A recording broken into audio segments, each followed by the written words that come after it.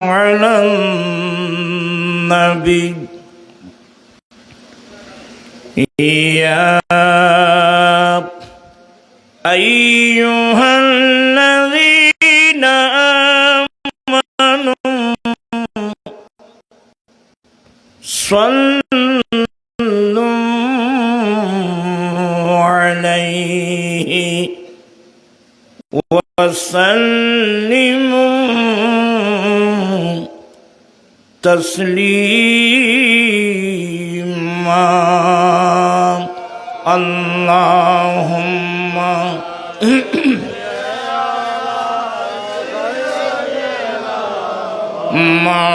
مولانا محمد وعلى آل سيدنا مولانا محمد صلاة يا رسول الله عليكم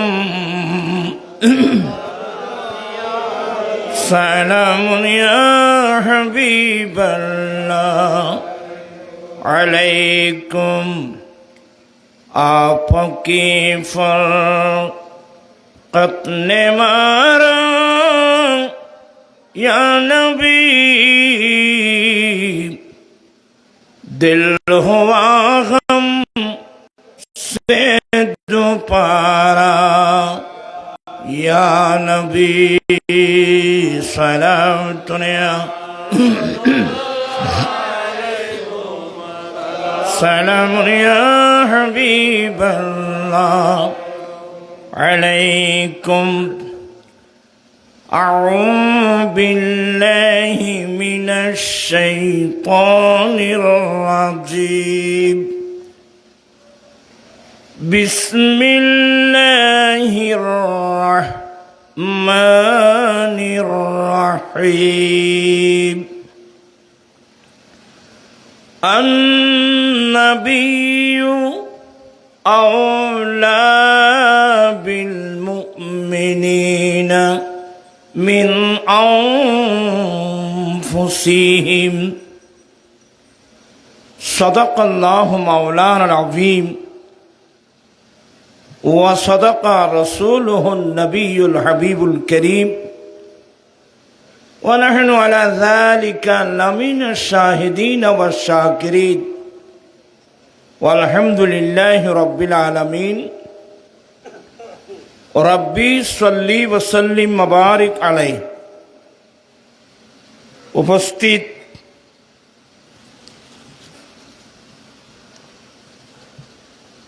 মধ্য খদুরকিল লালার দিঘির পাড় হুসাইনি আদর্শ সংগঠনের ব্যবস্থাপনায় শুহাদায়ে কারবালা রিদওয়ানুল্লাহ আলাইহিম আজমাইনের স্মরণে হুসাইনি আদর্শ সংগঠনের উদ্যোগে আয়োজিত নুরানি ইমানি মাহফিলের সভাপতি জনাব মৌলানা মোহাম্মদ হেলাল উদ্দিন আশরাফি আল কাদেরী খতিব বাইতুল মামুর শাহী জামে মসজিদ মধ্যম খদুরকিল, প্রধান অতিথি এস.এম. আবু তৈয়ব বিশিষ্ট সমাজসেবক শিল্পপতি, বিশেষ অতিথি মোহাম্মদ আরিফুল ইসলাম লিটন সত্ত্বাধিকারী ইসলাম কোকারিস রেয়াজউদ্দিন বাজার, উদ্বোধক মৌলানা মোহাম্মদ ইমরান হোসেন কাদেরী মূল্যবান বক্তব্য রাখলেন আজিজি গ্রামী ছোট ভাই মৌলানা আবুল হাসান মোহাম্মদ উমর রাজবি ফকি জামে আহমদিয়া সুন্নিয়া আলিয়া, অসংখ্য উলামা ইকরাম, বিরাদারান ইসলাম রহমানি ওয়া রাহিমাকুমুল্লাহ তাআলা। মহান রব্বুল আলামিনের দরবারে লাখো কোটি শুক্রিয়া যে রব্বুল আলামিন পবিত্র চাঁদে আয়োজিত কোরআন সুন্নাহর মজলিসে কিছুক্ষণ সময় বসে কোরআন সুন্নাহর আলোচনা শুনে নিজের ঈমান আকীদা মজবুত করার, আমলি জিন্দেগি দুরুস্ত করার তৌফিক দিয়েছেন, সে রব্বুল আলামিনের দরবারে লাখো কোটি শুকরিয়া আদায় করছি। সবাই উচ্চস্বরে বলুন আলহামদুলিল্লাহ। আপনাদের শুকরিয়া আদায় করছি যারা মাহফিলে এসেছেন, যারা মাহফিল আয়োজন করেছেন, চতুর্পার্শ্বে অসংখ্য পর্দানসীন মা বোন যারা পর্দার আলে বসে বসে উলামা ইকরামদের আলোচনা শুনছেন, আমি প্রত্যেকের শুকরিয়া আদায় করছি। রব্বুল আলামিন আমাদের আশা বসা সাহেব দাওয়াতের ইন্তজামকে কবুল করুক। সবাই বলুন আমিন। মাশাআল্লাহ, এতক্ষণ যাবৎ আমাদের 1600 জামিয়া আহমদিয়া সুন্নি আলিয়ার ফকি আজিজ গ্রামী ছোট ভাই মৌলানা আবুল হাসান মোহাম্মদ ওমর রেজভী মূল্যবান তকরির রেখেছেন। এর আগেও মৌলানা মোহাম্মদ ইমরান হোসেন কাদেরী বক্তব্য রেখেছেন। আমার পরে সভাপতি বক্তব্য রাখবেন। সবাই তাদের জন্য দোয়া করবেন, আল্লাহ যেন তাদের ইলম আমল হায়াতের মধ্যে আল্লাহ যেন কোটি কোটি বরকত দান করেন।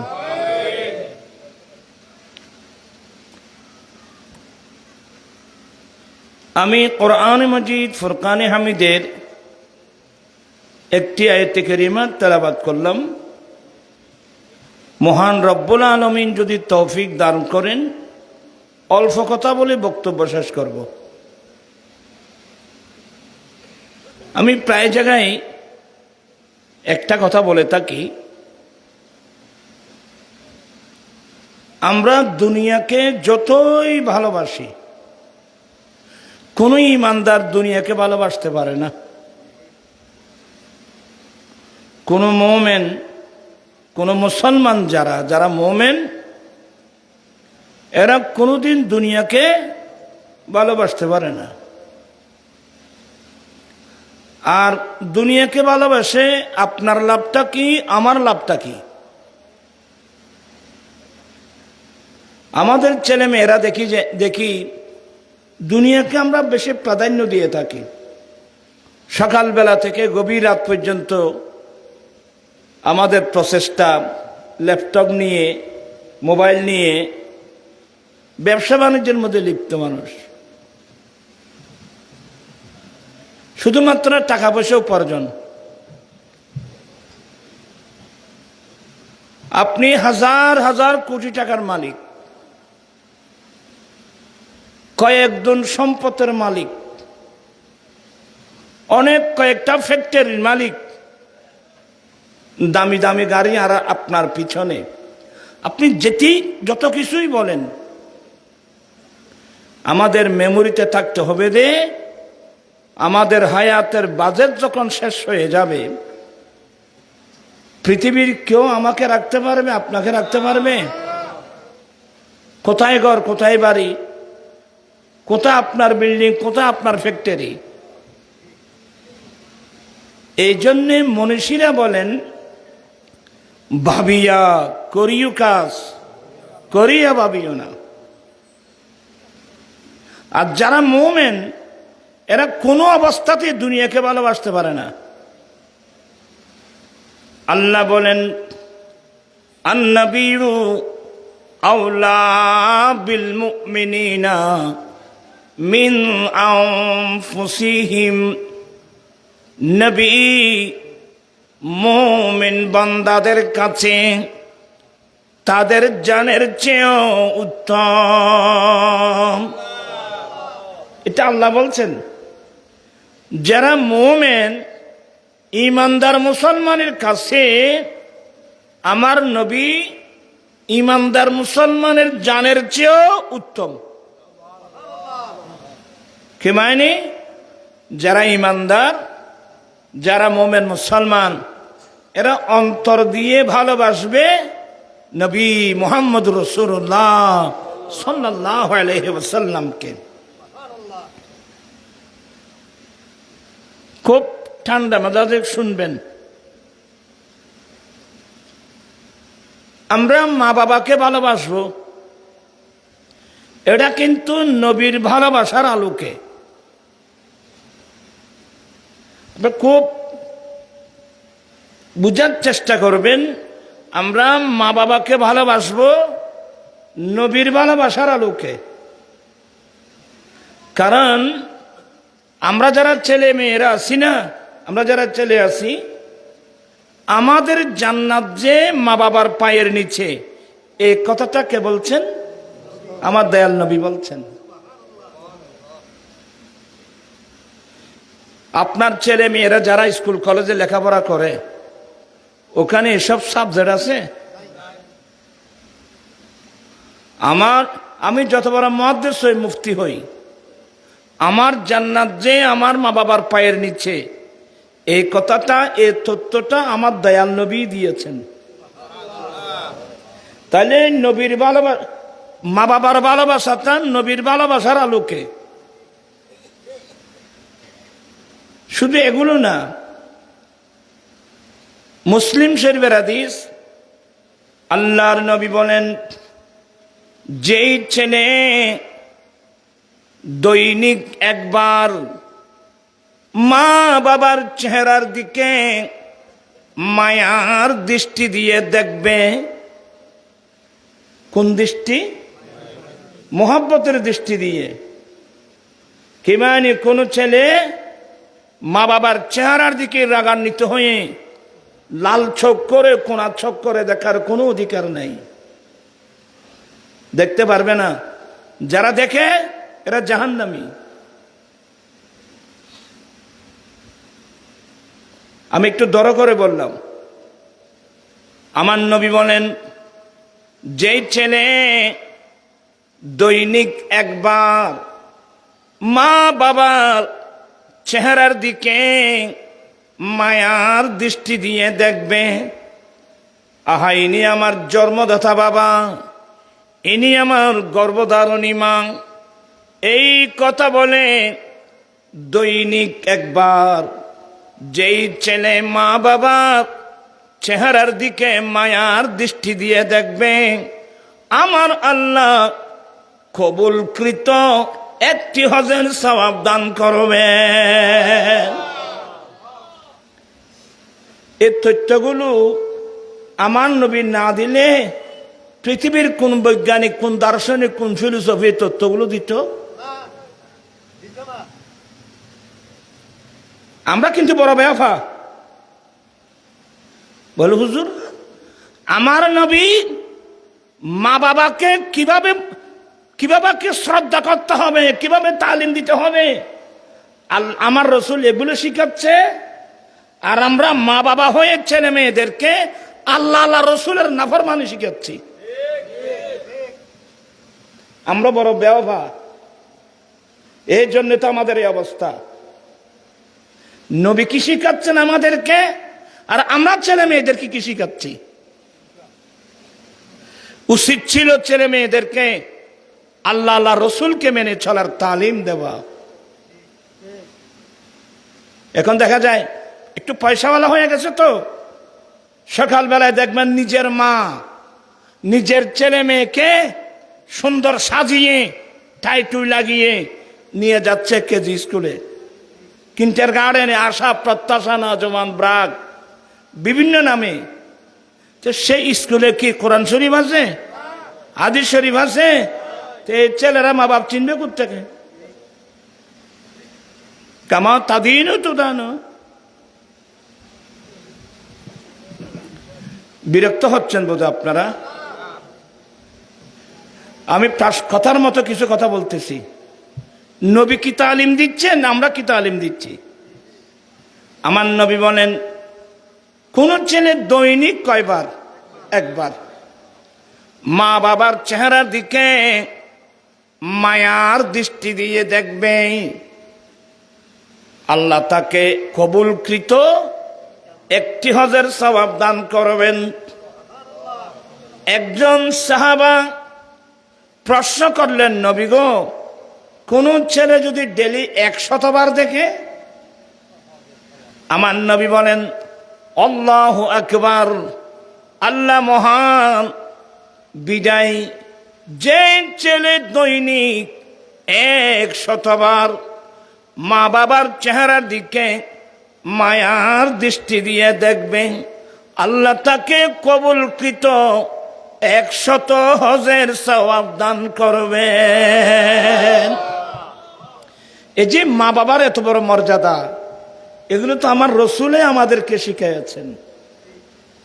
আমার জীবন মরণ সাজাব মাদানী রঙে, আমার জীবন মরণ।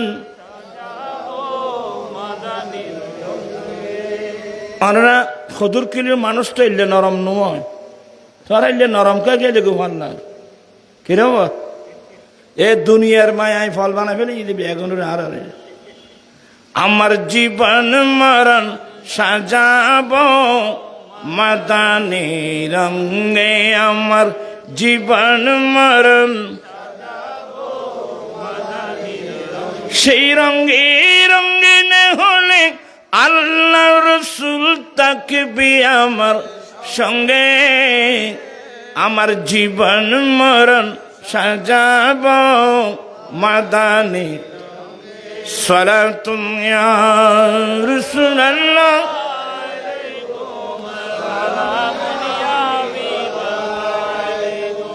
ওরা শেয়ার গিন লই আসাম আই যাব, একবারে ব্যাগুনে শেয়ার গিন লই আসাম আই যাব যারে তো ইনশাআল্লাহ না দিমগো বাদি এনে দুইন চার গান কথা কইতার নি চাইনে। আল্লাহুম্মা সাল্লি আলা সাইয়্যিদিনা নাবিয়িনা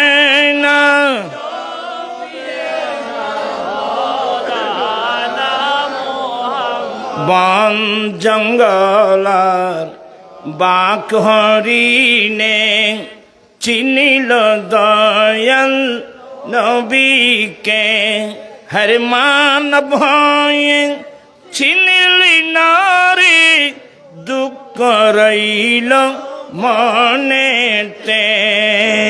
আল্লাহুম্মা সাল্লি আলা সাইয়্যিদিনা নাবিয়িনা।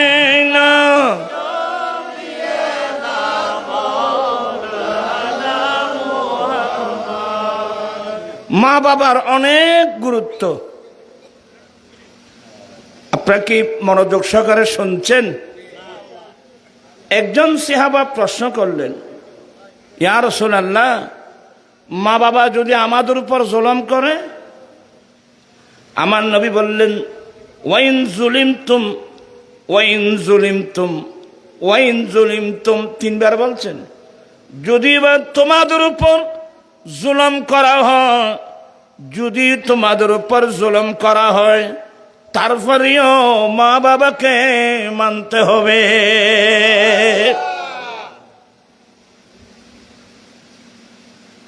আমার ভাইরা, এই তালিমগুলো, মা বাবার এত বড় গুরুত্ব, এই তালিমগুলো কে দিয়েছেন? আমার দয়াল নবী তো দিয়েছেন। হ্যাঁ, আমার নবী না আসলে আমরা আকৃতিতে মানুষ থাকতাম, স্বভাবগতভাবে চতুষ্পদ জন্তুর চেয়ে আরো নিকৃষ্ট হয়ে যেতাম। কথা বুঝছেন? আমি বিস্তারিত আলোচনায় যাব না, বোঝাতে চাচ্ছি। আল্লাহ বলেন, নবী ঈমানদার মুমিন মুসলমানের কাছে তাদের জানের চেয়েও উত্তম। কি মানে? যারা মুমিন এরা নবীকে জানের চেয়ে বেশি বেশি উত্তম মানবে, নবী আমার জানের জান, নবী আমার প্রাণের প্রাণ। আপনি সাহাবায়ে কেরামের, আমার ভাইয়েরা এখানে অনেক কিছু দিয়েছেন, আমার নবীর সাহাবায়ে কেরামের জীবনী পড়েন। আমার নবীর সাহাবায়ে কেরাম যারা, এরা তো নবী ছাড়া থাকতে পারত না। আমার ভাইয়েরা একটু খুব মনোযোগ, আমি ভিন্ন স্টাইলে বলবো। আল্লাহ বলেন, ইন্নাল্লাহা আশতারা মিনাল মুমিনিনা আনফুসাহুম ওয়া আমওয়ালাহুম বিআন্না লাহুমুল জান্নাহ। নিশ্চয়ই আল্লাহ মুমিন বান্দা থেকে, কোন বান্দা? মুমিন বান্দা মানে যিনি নবীকে জানের জান মনে করে। নিশ্চয় আল্লাহ মুমিন বান্দা থেকে কিনে নিয়েছেন মুমিন বান্দার জান, মুমিন বান্দার মাল। কিসের বিনিময়? টাকা, রিয়াল, দিরহাম, দিনার, ডলার, দুনিয়ার কোন কারেন্সি দিয়ে নয়। আল্লাহ মুমিন বান্দা থেকে, মুমিন বান্দা দুটোর সম্পদ আল্লাহ কিনে নিয়েছেন। একটা হলো মুমিন বান্দার জান, আরেকটা হলো মুমিন বান্দার মাল, জান্নাতের বিনিময়ে। আল্লাহু আকবার। কিসের বিনিময়ে? জান্নাতের বিনিময়ে। আচ্ছা, জান্নাত আমরা চোখে দেখছি, বিশ্বের আছে তো, না থাকলে তো আপনি মুমিনও না, মুসলমানও না। আমার রাসূল বলছেন, আমার আল্লাহ বলছেন জান্নাত আছে। হ্যাঁ, জান্নাতের বিনিময়ে আমাদেরকে কিন্তু জান্নাতে যেতে হবে, না জাহান্নামে যাবেন? জাহান্নামে যাবে যোগ্য মানুষ আত্মলস হয়। কেউ যদি জাহান্নামে যায়, জান্নাতে তো এমন না। হ্যাঁ, আমরা কোথায় যাব? আরো জোরে বলেন, কোথায় যাব? তো জান্নাতে যাব সবাই তো দাবি করছি, কিন্তু জান্নাতের রাস্তার মধ্যে আমরা আসি কয়জন?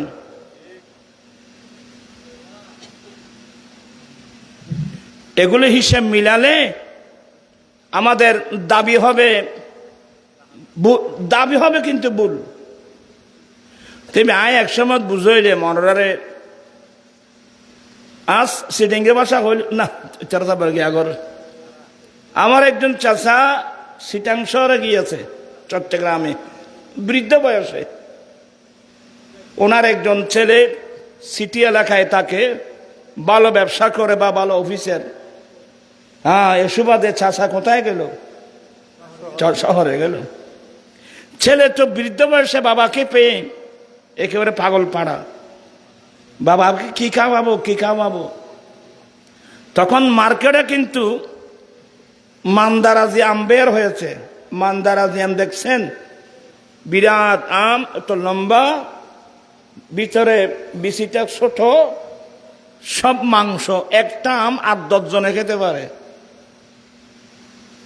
এই আমগুলো প্রায় ইন্ডিয়া পাকিস্তানে দেখা যায়।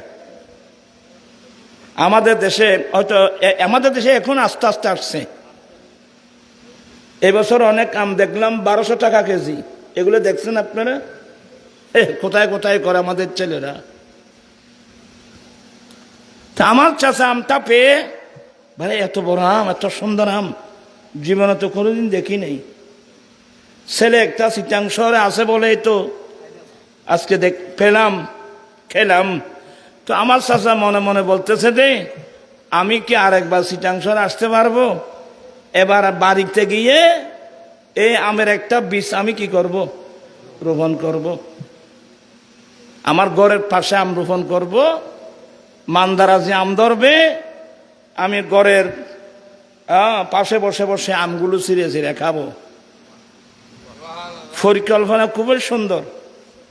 কিন্তু দেখা গেল আমার চাচা এমন গরম পড়তেছে, আর চাচা এবার দিনের দুই যে ফাইন্যে মদরের ফাইন্যে মদর গরু ফাইন্যে মদর নছিন ওরা মদর গাছ চিনো না?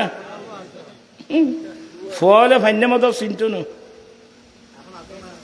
ফাইনে মদরের গাছ খেতা লম্বা লম্বা, ওগুলো আমরা সালা দিয়ে বেড়াই ধরতাম।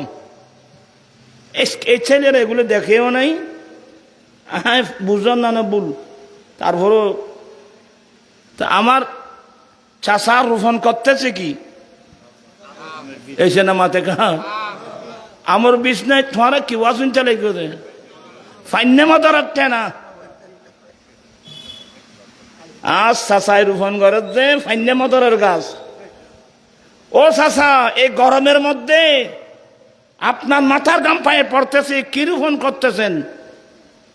বলে বাতিজা, আমার ছেলে আমাকে যে আম খাওয়াইছে না চিটাং শহরে, তুমি এই আম দেখলে তুমিও এই রোদের মধ্যে রোপণ করতা। কি আপনি তো রোপণ করতেছেন মদার গাছ, আর সাহেবে রোজে কি? আচ্ছা বা একজন মানুষ মাদার গাছ রোপণ করে, সে যদি মান্দারাজি আম খেতে বসে থাকে, এনে কেয়ামত ঠোঁড়া পর্যন্ত আম গালত আইব ভাল্লাম না রো। আপনারা তো সবাই বলছে, কিন্তু এগুলো আমরাই করতেছি। আমরা রোপণ করতেছি মাদার গাছ, বসে আছি আমরা আম খাবো। আমরা করছি আল্লাহ আল্লাহ রসুলের নাফরমানি, বসে আছি জান্নাতে যাব, জান্নাতের আম খাবো। জান্নাতে যেতে চাইলে জান্নাতের রাস্তা ধরে চলতে হবে, যেই রাস্তা বিশ্ববাসীকে শিক্ষা দিয়েছেন নবী মুহাম্মদুর রাসূলুল্লাহ সাল্লাল্লাহু আলাইহি ওয়াসাল্লাম। এটার নাম সিরাতাল মুস্তাকিম, এটার অপর নাম আহলুস সুন্নাত ওয়াল জামাআহ।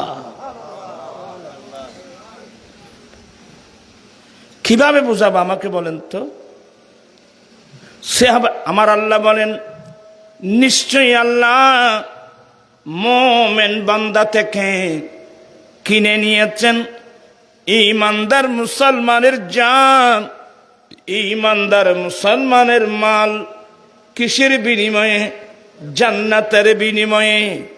অতএব যারা মোমেন মুসলমান, যেমন সাহাবায়ে কেরাম, এরা সব সময় প্রস্তুত থাকতেন। প্রত্যেক ঈমানদার মেমোরিতে রাখতে হবে, আমার জানের মালিক আল্লাহ, আমার সম্পদের মালিক আল্লাহ। আল্লাহ আমার কাছে আমানত রেখেছেন, যখন মালের প্রয়োজন হবে মাল দিয়ে দিতে হবে, যখন জানের প্রয়োজন হবে যুদ্ধের মাঠে গিয়ে কাফেরদের সঙ্গে যুদ্ধ করে জীবন দিয়ে দিতে হবে। আমার জীবন মরণ সাজাবো মাদানী রঙে, আমার জীবন মরণ মাদানী। সেই রঙে রঙিনে হলে আল্লাহ রসুল থাকবে আমার সঙ্গে, আমার জীবন মরণ। আমার ভাইরা, নিজে নিজে নিজের কাছে প্রশ্ন করেন, আমি কি আদৌ আমার নবীকে জানের চেয়ে বেশি ভালোবাসি? কেন নুরি সাহেবের সিল্লির দরকার নাই তো রে বাবা। আপনি নিজে নিজের কাছে জিজ্ঞাসা করেন না, আমি কি আমার নবীকে বেশি ভালোবাসি, না আমি আমার ওয়াইফকে ভালোবাসি, না আমার ছেলে মেয়েদেরকে বেশি ভালোবাসি? আমরা সবাই কিন্তু বেঁচে যাব। আমরা নবীর ভালোবাসা বাদ দিয়ে আমরা ছেলেবেলেকে নিয়ে ব্যস্ত। হাজার হাজার কোটি টাকা আপনি বিয়ে করছেন নিজের ওয়াইফের জন্যে, ছেলে মেয়েদের জন্যে। নবীর জন্যে কি খরচ করছেন আপনি? আমি কি খরচ করলাম? অনেক বড় বড় বিল্ডিং, 3 কোটি 4 কোটি 5 কোটি টাকা ঘর বেঁধেছেন, সেই ঘরের মধ্যে কোরআন তেলাওয়াত আছে? মিথ্যা কথা বলবেন না। আমরা নাফরমান। কোথায় যাচ্ছেন আপনি বেহেশতে? আমরা বড় নাফরমান। সাহাবায়ে কেরামের জীবনী পড়েন, সাহাবায়ে কেরামের জীবনী পড়লে দেখবেন যে এরা নবী নারাজ হয় এমন কোনো কাজ এরা করে নাই। কারণ এদের সবসময় দৃষ্টিভঙ্গি আমার নবীকে রাজি করতে হবে। আমরা অন্তর দিয়ে নবীকে ভালোবাসি। এই যে দেখেন, আমি কয়েকটা হাদিস বলি, আমি তাড়াতাড়ি বলবো। আল্লাহর নবী বলেন, হ্যাঁ, একজন বিধর্মী মুসলমান হওয়ার জন্য কলমা পড়তে হবে। লা ইলাহা ইল্লাল্লাহু মুহাম্মাদুর রাসূলুল্লাহ। একজন বিধর্মী মুসলিম হতে চাইলে এই কলমাটা কিন্তু পড়তে হবে। তবে সবসময় মেমোরিতে রাখবেন, শুধুই মুখে কলমা পড়লে মোমেন হবে না। তো মোমেন কিভাবে হয়?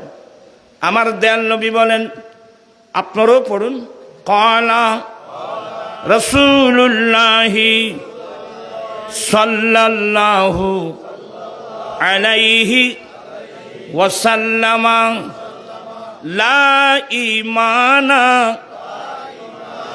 লিমান লা মুহাব্বাতা লাহু। আমার নবী বলেন, যার অন্তরে আমি নবীর মোহাব্বত নাই, তার কাছে ঈমানও নাই। আপনি হাজার হাজার নাম মৃত্যুকাল পর্যন্ত আপনি কলমা পড়েন, কিন্তু অন্তরে যদি নবীর মোহাব্বত না থাকে, আপনি মোমেন হবেন? এগুলো আমি বলছি না, আমার রসুল বলছেন। এবার আমার আদেশ শোনাবো, ভালোবাসা কোন পর্যায়ের? আল্লাহর নবী বলেন, লা ইউমিনু আহাদুকুম হাত্তা আকুনা আহাব্বা ইলাইহি মিন ওয়ালিদিহি ওয়া ওয়ালাদিহি ওয়ান নাসি আজমাইন। তোমাদের মধ্যে কেহই ততক্ষণ পর্যন্ত পূর্ণ মুমিন হতে পারবা না যতক্ষণ পর্যন্ত তোমার মা বাবা, স্বামী স্ত্রী, সন্তান সন্ততি, পৃথিবীর বুকে যে যাকে যতই ভালোবাসো না কেন, সবার ভালোবাসার চেয়ে আমি নবীর ভালোবাসা যতক্ষণ পর্যন্ত বেশি হবে না, ততক্ষণ পর্যন্ত কেউ পূর্ণ মুমিন হতে পারবে না। তো ঠান্ডা মেজাজে কথাগুলো শুনেন। ওই মজলিসে ফারুক আজম ছিল, হযরতে সাইয়েদনা ওমর ফারুক রাদিয়াল্লাহু তাআলা আনহু সেই মজলিসে ছিলেন। ফারুক আজম বললেন, ইল্লা নাফসি ইয়া রাসূলুল্লাহ, আমি কিন্তু আমার জানের চাইতে বেশি ভালোবাসি না। আমি আমার জান ছাড়া মা বাবা, ছেলে সন্তান, স্ত্রী পুত্র, পৃথিবীর বুকে আমার যত আপনজন আছে, আমি সব আপনাকে বেশি ভালোবাসি, কিন্তু জানের চেয়ে না। আমার নবী বলেন, ওমর, তুমি এখনো মুমিন হতে পারো না। এবার ফারুক আজম দুনো চোখের পানি ছেড়ে দিয়ে বলেন, নবী গো, এবার আমি ঘোষণা দিচ্ছি, আমার জানের চেয়েও আমি আপনি রাসূলকে বেশি ভালোবাসি।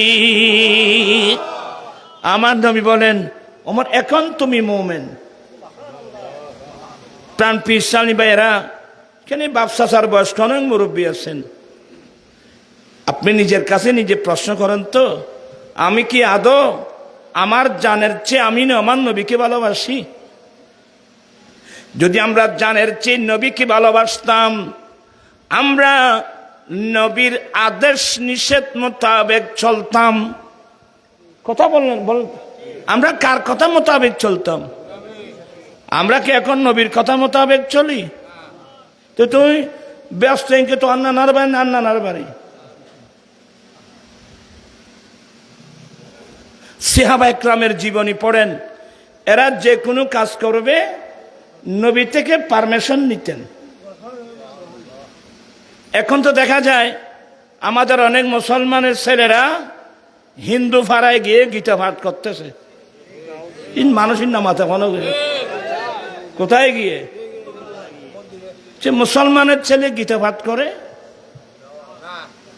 এবার শুনুন আপনারা, আমি আমার দেশের ছেলেদেরকে বলছি, বিপদগামী হবে না, সাবধান, সতর্ক। খলিফা আমার ফারুক আজম রাদিয়াল্লাহু তাআলা আনহু আমার নবীর কাছে একদিন পারমিশন চেয়েছিলেন, ইয়া রাসূলুল্লাহ, আমি একটা ইনজিল কিতাব পেয়েছি, যারা গীতা পাঠ করো শোনো।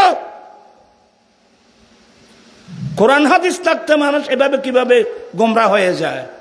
মুসলমানের ছেলে কিভাবে গোমরা হয়? ফারুক আজম বলেন, ইয়া রাসূলুল্লাহ, আমি একটা ইনজিল কিতাব পেয়েছি, এটাও তো আসমানি কিতাব, এটাও তো আল্লাহর কিতাব, এটা ঈসা আলাইহিস সালামের উপর আল্লাহ নাযিল করেছেন। প্রাণ পিছনে এরা খুব ঠান্ডা মেজাজে ওয়াজ শুনবেন। তো হুজুর, আমি একটা ইনজিল কিতাব দেখেছি, একটু পড়ে দেখতে পারবো? আমি আগে বলছিলাম, সাহাবা একরাম আমার নবীর পারমিশন ছাড়া কোনো কাজ করতেন না। আমার নবীর চেহারা রং পরিবর্তন হয়ে গেল। আমার নবী একটু রাগান্বিত হয়ে বলছেন, ওমর, তোমার জন্য আল্লাহর কোরআন যথেষ্ট নয় কি? তোমার জন্য আল্লাহর কোরআন যথেষ্ট নয় কি? ফারুক আজম তওবা করলেন। এবার আপনারা বলেন, ফারুক ইনজিল কিতাব এটা একটা আসমানি কিতাব, আল্লাহরই কিতাব, এই কিতাবের উপর আমাদের ঈমান আছে, কিন্তু এমন একটা ইনজিল কিতাব একটু পড়ার পারমিশন চেয়েছেন, আমার নবী দিয়েছেন? তোমাকে গীতা পাঠ করার পারমিশন কে দিল? আমি আমার ছেলেদেরকে বলছি, তুমি নিজের কাছে তুমি প্রশ্ন করো, নুরিজের দরকার নেই। আল্লাহ একটা বিবেক দিয়েছেন, বুদ্ধি দিয়েছেন। কোরআন হাদিস থাকতে মুসলমানের ছেলেরা এভাবে কিভাবে মিসগাইড হয়? দুঃখ লাগতেছে আমাদের। আপনারা খুব চিন্তা ভাবনা করে চলবেন। হ্যাঁ, আপনি যেতে পারেন, আপনি যদি শাস্তি ভোগ করতে পারেন যান। আপনাকে একটা নবী পারমিশন দিয়েছেন? কথা বলছেন না কেন? বিধর্মীদের গীতা পাঠ করার পারমিশন আল্লাহ রাসূল দিয়েছেন? তুমি মুসলমান দাবি করে এই কাজটা কিভাবে করলা? তুমি তো ইসলামের কলঙ্ক, মুসলমানের কলঙ্ক। আমি একটু আল্লাহর ওয়াস্তে কথা বলবো। হেদায়েত যদি তার নসিবে থাকে ভালো, নসিবে হেদায়েত না থাকলে আমি তার জোর জবরদস্তি হেদায়েত করতে পারবো না। তাও আপনার বিবেকের কাছে আপনি প্রশ্ন করুন, যেখানে রাসূল করিম সাল্লাল্লাহু আলাইহি ওয়াসাল্লাম ফারুক আজমকে ইনজিল কিতাব পড়ার কি দেয় নাই, অনুমতি দেয় নাই। আল্লাহ তুমি আমার দেশবাসীকে, ছেলে মেয়ে সবাইকে আল্লাহ তুমি হেফাজত করো, সবাইকে হেদায়েত নসিব করো। আমি ওই দিন কয়বার বললাম, বর্তমান যে রাজনীতি, দুর্নীতির নাম রাজনীতি না, রাজনীতির নাম দুর্নীতি না। আজীবন জাতিকে বুঝিয়েছি। আমাদের কিছু মৌলবী মৌলানা, বড় বড় মৌলানা হিন্দুদের পূজা মণ্ডপে গিয়েছে। কোথায় গিয়েছে? হিন্দুদের পূজা মণ্ডপে। আমাদের ধর্মোপদেশটাকে আমি এমনভাবে করছি না। আপনি একজন আলেম মানুষ, নিজে দাবি করতেছেন, বলেন আমি তো শুধু মুসলমানের উপদেষ্টা না, আমি হিন্দুদের উপদেষ্টা, বৌদ্ধদের উপদেষ্টা। আচ্ছা, আপনি হিন্দু ভাড়ায় গিয়ে কি উপদেশ দিয়ে আসলেন? তা আপনি নিজেই বলতেছেন আমি শুধু মুসলমানের উপদেষ্টা না, আমি হিন্দুদের উপদেষ্টা, বৌদ্ধদের উপদেষ্টা। খুব ভালো। প্রশ্ন হলো আপনি কি উপদেশটা দিয়ে আসলেন? আপনি উপদেশ দিয়ে আসছেন যে আপনারা ভালোভাবে পূজা করেন, এটাই তো আপনার উপদেশ। লা হাওলা ওয়ালা কুওয়াতা ইল্লা বিল্লাহ। আপনারা আমাকে রং বুঝবেন না, আমার কাজ হলে বুঝানো, আমি ছোট মানুষ। আচ্ছা, আপনারা বলেন, একজন হিন্দু মন্ত্রী হলো, এক্সাম্পল স্বরূপ, বিগত সরকার আমলে, যে কোনো সরকারের আমলে অনেক হিন্দু মন্ত্রী ছিল না? ছিল। একজন হিন্দু মন্ত্রী সে মুসলমান ফারায় আসবে বিভিন্ন অনুষ্ঠানে, সে মন্ত্রী, সে মুসলমান ফারায়ও আসবে, মুসলমানের বিভিন্ন অনুষ্ঠানে আসবে। কিন্তু মুসলমানের একটা অনুষ্ঠান ঈদুল আদহা, কোরবানির ঈদের দিন কোন হিন্দু মন্ত্রী মুসলমান ফারায় আসবে কেন? কারণ হিন্দুদের মতে গরু জবাই করা মহাপাপ, কিন্তু এদের কোন ধর্মগ্রন্থে নাই এগুলো। কোন ইবলিসই শিখিয়েছে আল্লাহ বেহতর জানে। কিন্তু হিন্দু মন্ত্রী একেবারে প্রধানমন্ত্রী হলো ধরে নেন, সে কিন্তু মুসলমান ফারায় ঈদুল আজহার দিন কোনোদিন আসবে না। কেন? যেহেতু গরু জবাই তাদের মতে মহাপাপ। তো গরু জবাই তাদের মতে মহাপাপ হওয়ার কারণে সেই হিন্দু যদি মুসলিম পাড়ায় না আসে, তো পূজা মণ্ডপ এটা তো মুসলমান আমাদের ধর্ম মোতাবেক ডাইরেক্ট একটা শিরিক। আপনি সেখানে কেন গেলেন? আপনি সেখানে কিভাবে গেলেন? আপনার এই যাওয়াটায় মুসলমানের মধ্যে বিভ্রান্তি সৃষ্টি হয়েছে, ঠিক কিনা বলে আমার ভাইয়েরা? আরে বিভ্রান্তি সৃষ্টি হওয়ার কারণ যথেষ্ট কারণ আছে। আমি ওফান বলছি যে আচ্ছা আপনি উপদেষ্টা হলে যে হিন্দুদের পূজা মণ্ডপে যেতে হবে, বাংলাদেশের কোথায় লেখা আছে? আমরা কিছু জানি না, আপনারা সব কিছু জান। তাই কেন জাতিকে গোমরা করতেছেন? হ্যাঁ, এখানে হিন্দু থাকবে, বৌদ্ধ থাকবে, খ্রিস্টান থাকবে। আমি নিজেও তো হিন্দু পাড়ায় যাই, আমাদের বাড়ি পশ্চিম পাশে হিন্দু পাড়া, প্রয়োজনে যাই। হিন্দু ভাড়া আগুন ধরছে, নিবাতে হবে না? সবাই যাব হিন্দু ভাড়া আগুন নিবাতে। হিন্দু ভাড়া ভেঙে যাচ্ছে, কর্ণফুলী নদী ভেঙে যাচ্ছে, সবাই সাহায্য করব তাদের ঘরবাড়ি রক্ষা করতে। প্রয়োজনে ঘরবাড়ি বেঁধে দেব। তাদের কোনো মানুষ রোগ আক্রান্ত হয়েছে দেখতে যাব, প্রয়োজনে চিকিৎসার খরচ দেব। অনেক মুসলমানের দোকানে হিন্দু কর্মচারী নেই, অনেক হিন্দুর ঘরে মুসলমান কর্মচারী নেই, কোনো সমস্যা নেই। আল্লাহ কোরআনে বলেন, এই কোরআন শরীফ সামনে থাকলে হবে না, কোরআনে পাকের ভিতর কি আছে এগুলো নিজেও বুঝতে হবে, জাতিকে বুঝাতে হবে। লা ইয়ানহাকুমুল্লাহু আনিল্লাযীনা লাম ইউকাতিলুকুম ফী দীনিকুম। অন্য ধর্মের মানুষ যতক্ষণ পর্যন্ত তোমাদের সাথে তোমাদের ধর্ম নিয়ে যুদ্ধ করবে না, অন্য ধর্মের মানুষ যতক্ষণ পর্যন্ত তোমাদেরকে তোমাদের রাষ্ট্র থেকে তাড়িয়ে দেবে না, ততক্ষণ পর্যন্ত তাদের সাথে সদ্ব্যবহার করা আল্লাহ নিষেধ করেন না। আমরাও তাদের সাথে সদ্ব্যবহার করব, ওরাও আমাদের সাথে কি করবে, এখানে তো কোনো সমস্যা নেই। কিন্তু পূজা এটা মূর্তি পূজাতে শিরিক। কিভাবে জাতিকে বুঝাবো বাবা? আমাদের দেশে হিন্দু নেই, কোনো সমস্যা আছে? বৌদ্ধ নেই, খ্রিস্টান নেই, জুমা চাকমা নেই, আমাদের সাথে তাদের কোনো যুদ্ধ আছে? হ্যাঁ, এই ইন্ডিয়ার মুখ্যমন্ত্রী নুপুর শর্মা আমার নবীর সম্পর্কে আমাদের আম্মি জান মায়েশা সিদ্দিকার সম্পর্কে কুরুচুপূর্ণ বক্তব্য দেওয়ার কারণে শুধু বাংলাদেশের মুসলমান তার উপর খেপেছে, তাই না, ইন্ডিয়ার হিন্দু পর্যন্ত তার বিরুদ্ধে খেপে গেছে। কেন আপনারা ইউটিউবের মধ্যে বক্তব্য দেখতেছেন না?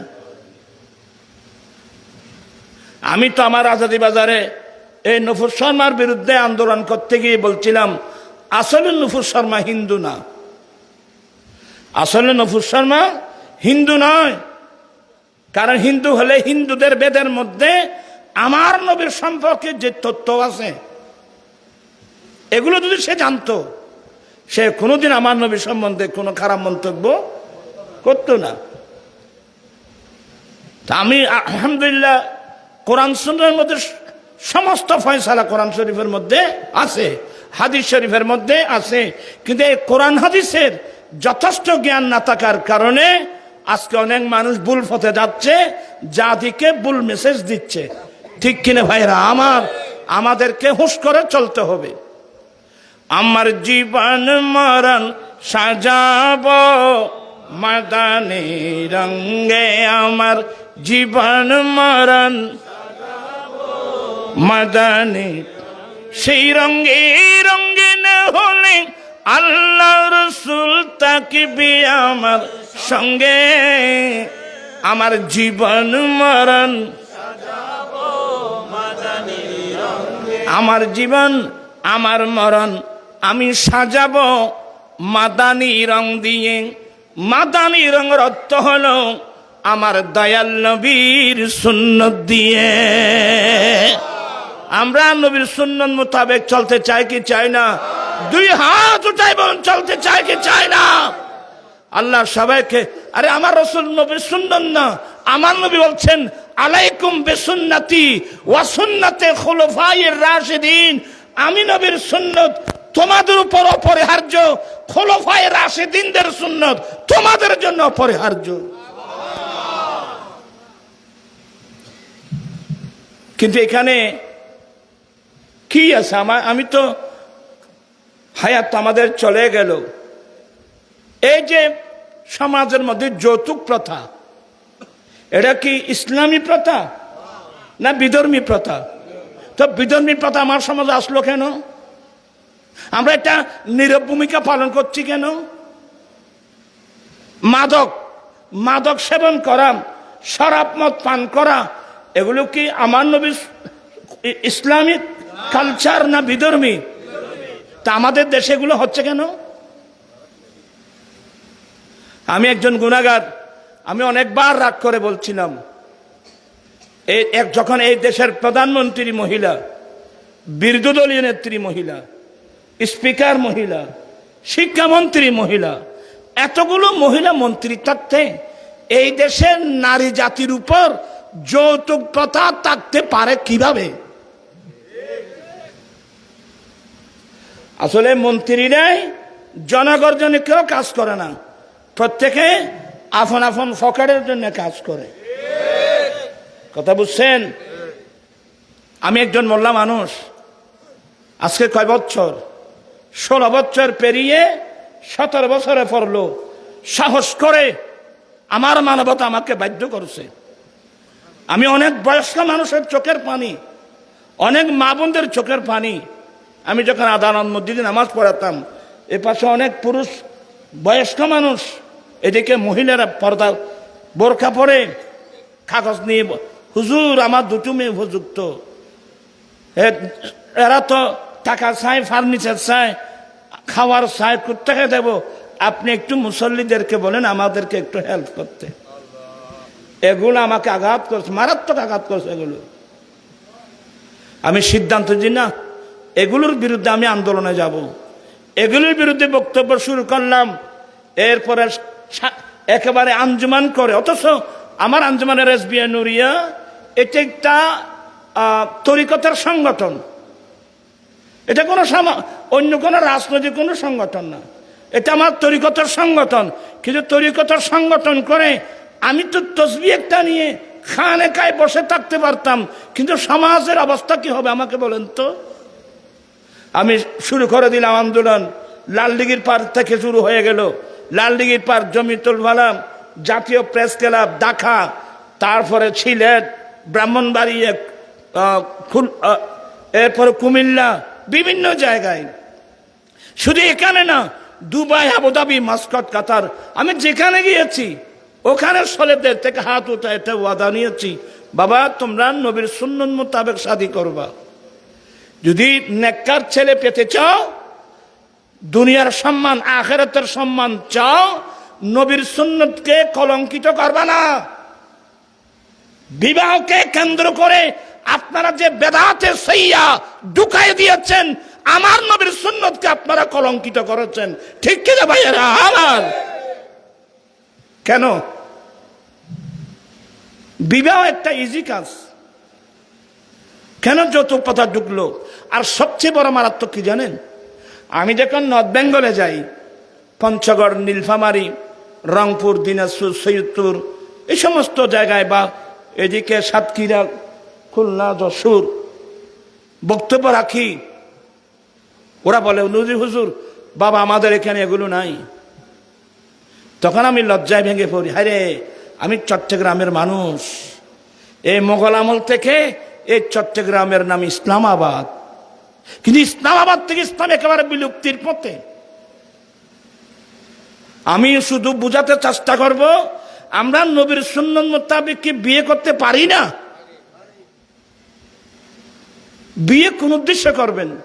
বিয়ে করবেন সুন্দর, বেয়াদবি মাপ, এখানে বাপ চাচার বয়স্ক মুরব্বী আছেন, আমাকে একটু বেয়াদবি মাপ করবেন।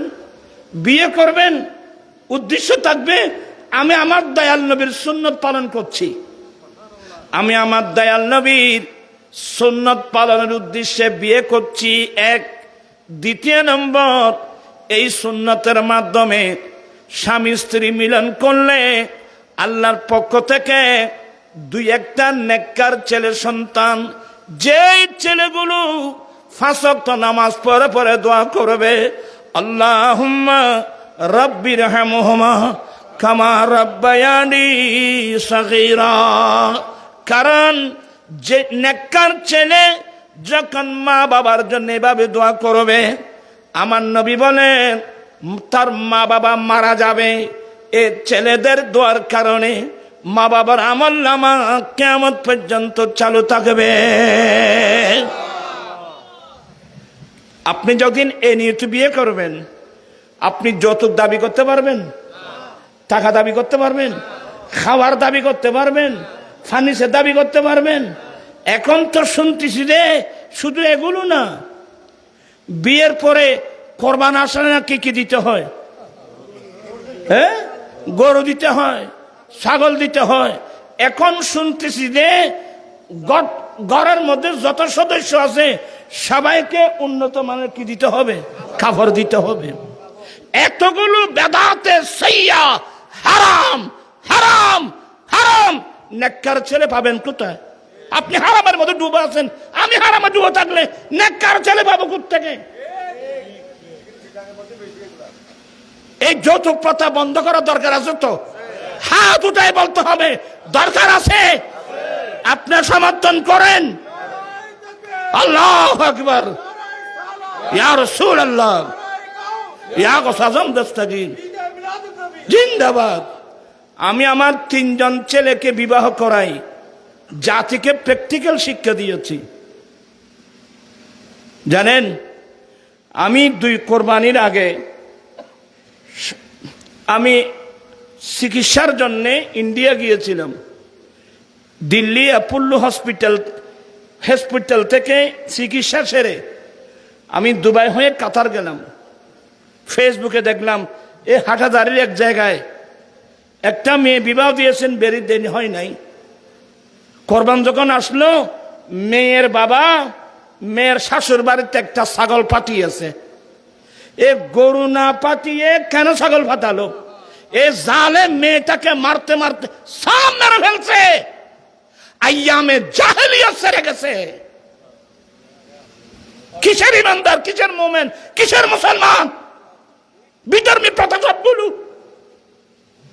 আমি আজকের মাহফিল থেকে, আমি কিন্তু বয়স্ক মানুষ, আমি যে প্রেসার দিয়ে কথা বলছি, আমার টার্গেট হলো যেভাবে হোক এই সমাজ থেকে বেদাতে সাইয়া, অপসংস্কৃতি দূরীভূত করে আমরা সমাজকে আমার নবীর সুন্নাত দিয়ে আমরা সাজাতে চাই কি চাই না? 2 হাত উঠে সাজাতে চাই কি চাই না? আজকে আমি কয়েকজন ছেলে দেখতে চাই, হুজুর আমি ওয়াদা দিচ্ছি আমি যৌতুক ছাড়া বিয়ে করব।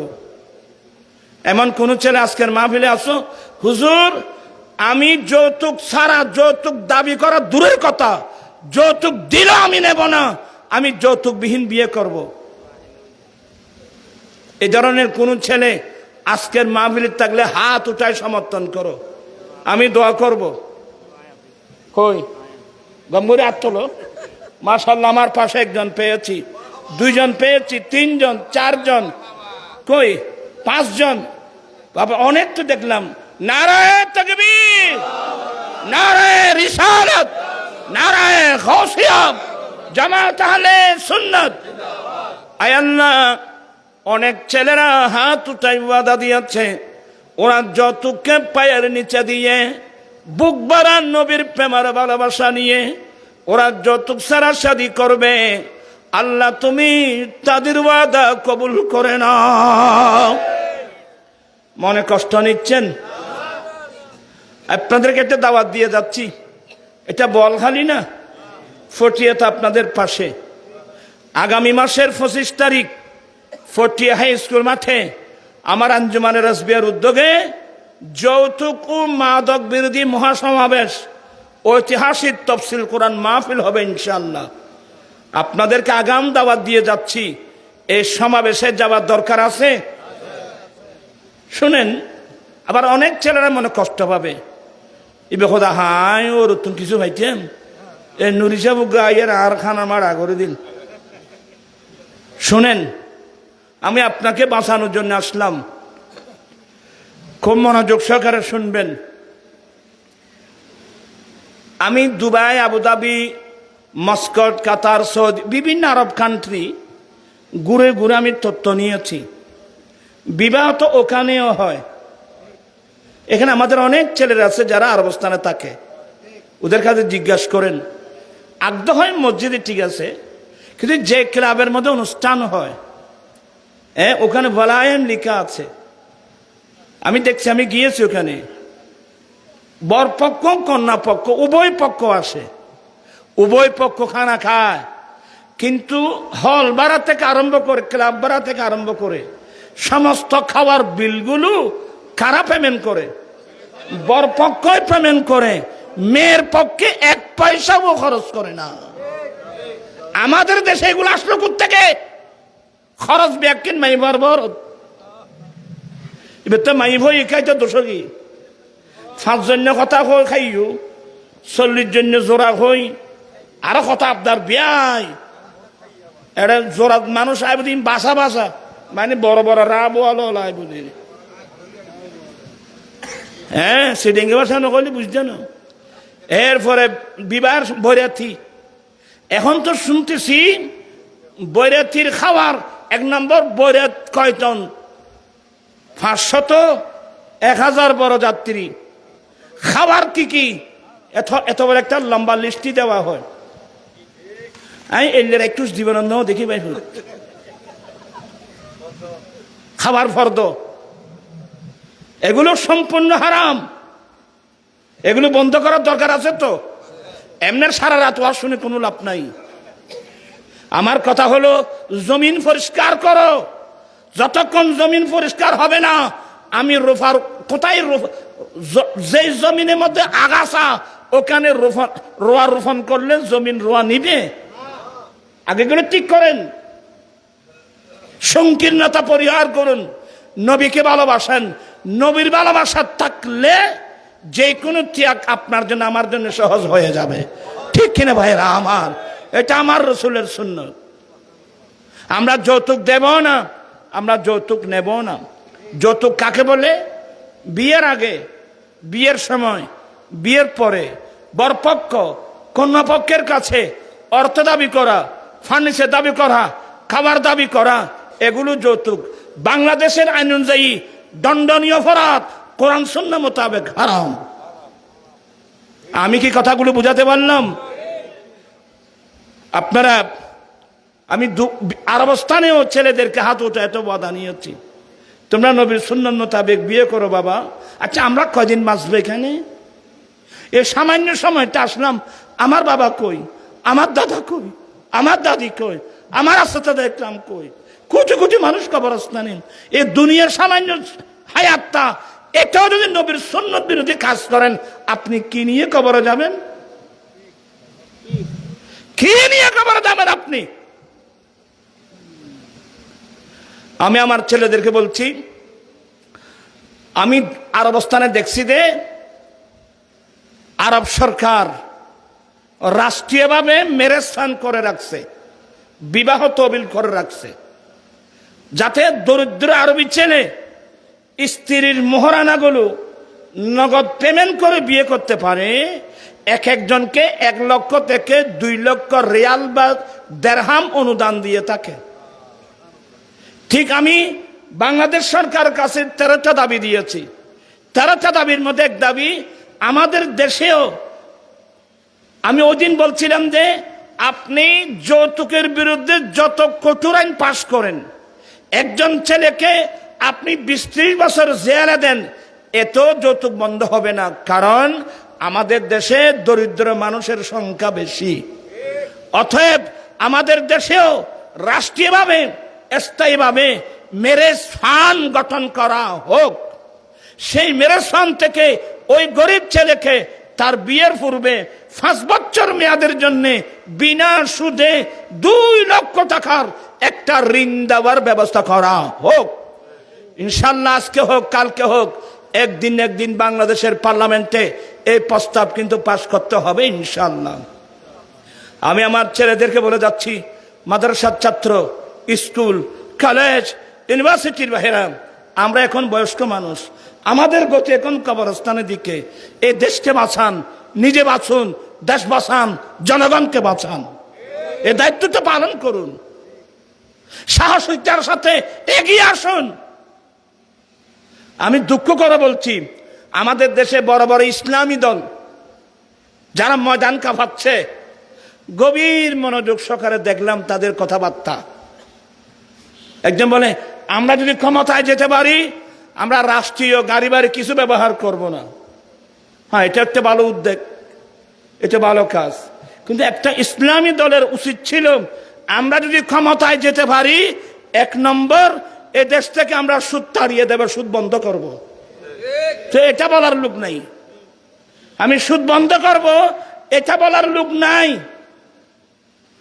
আজকে আমাদের জন্য বড় লজ্জাকর বিষয়, জজ কোর্ট, হাইকোর্ট, সুপ্রিম কোর্ট, আমাদের ছেলে মেয়েদের বিচার হয়, আমাদের বিচার করা হয় ব্রিটিশে নেই। ব্রিটিশ সে তোমার কি আমার কে? ব্রিটিশ সে তোমার কে আমার কে? কই কোন ইসলামী দল বললেন না তো আমরা ক্ষমতায় গেলে জজ কোর্ট হাইকোর্ট সুপ্রিম কোর্ট থেকে ব্রিটিশ আইন বাদ দিয়ে আমরা আল্লাহ রসুলের কানুন মোতাবেক বিচার ব্যবস্থা কায়েম করব।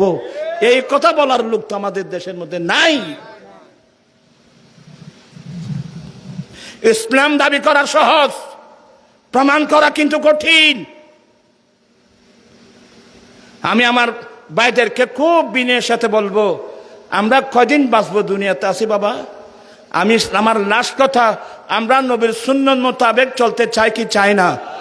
এটাই হলো। যদি আমরা চলতে না পারি আমরা জান্নাতে কিভাবে যাব আমাকে বলেন তো? আল্লাহুম্মা সাল্লি সাইয়্যিদিনা নাবিয়িনা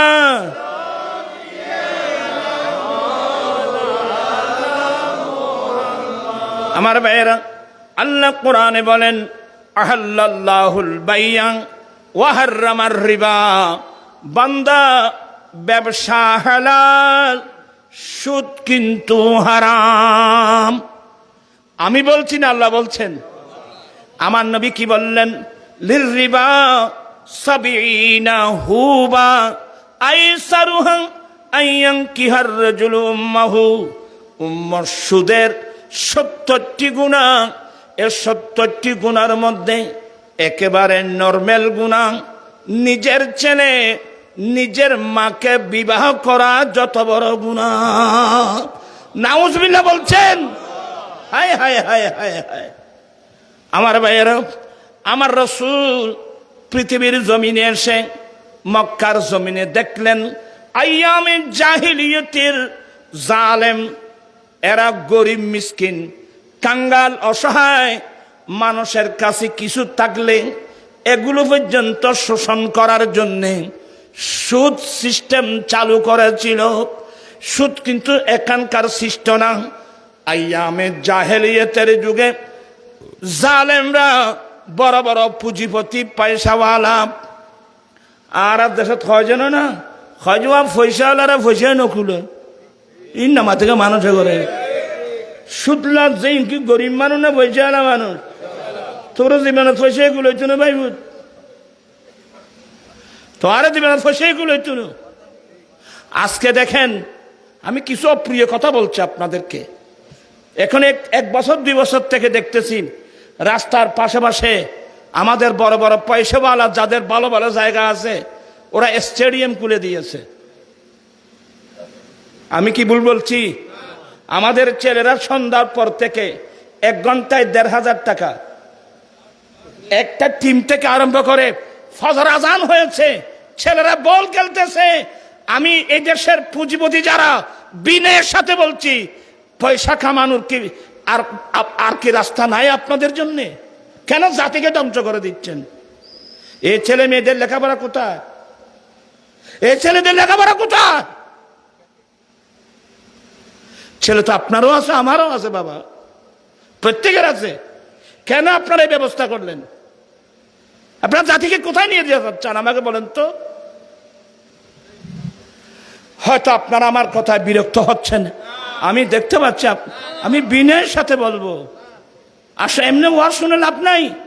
সমাজ ঠিক করুন, পরিষ্কার করুন, আমরা পরিচ্ছন্ন মুসলমান হই, সত্যিকার ফাক্কা মুমিন হই, আমরা ঈমান ইসলাম মোতাবেক চলি।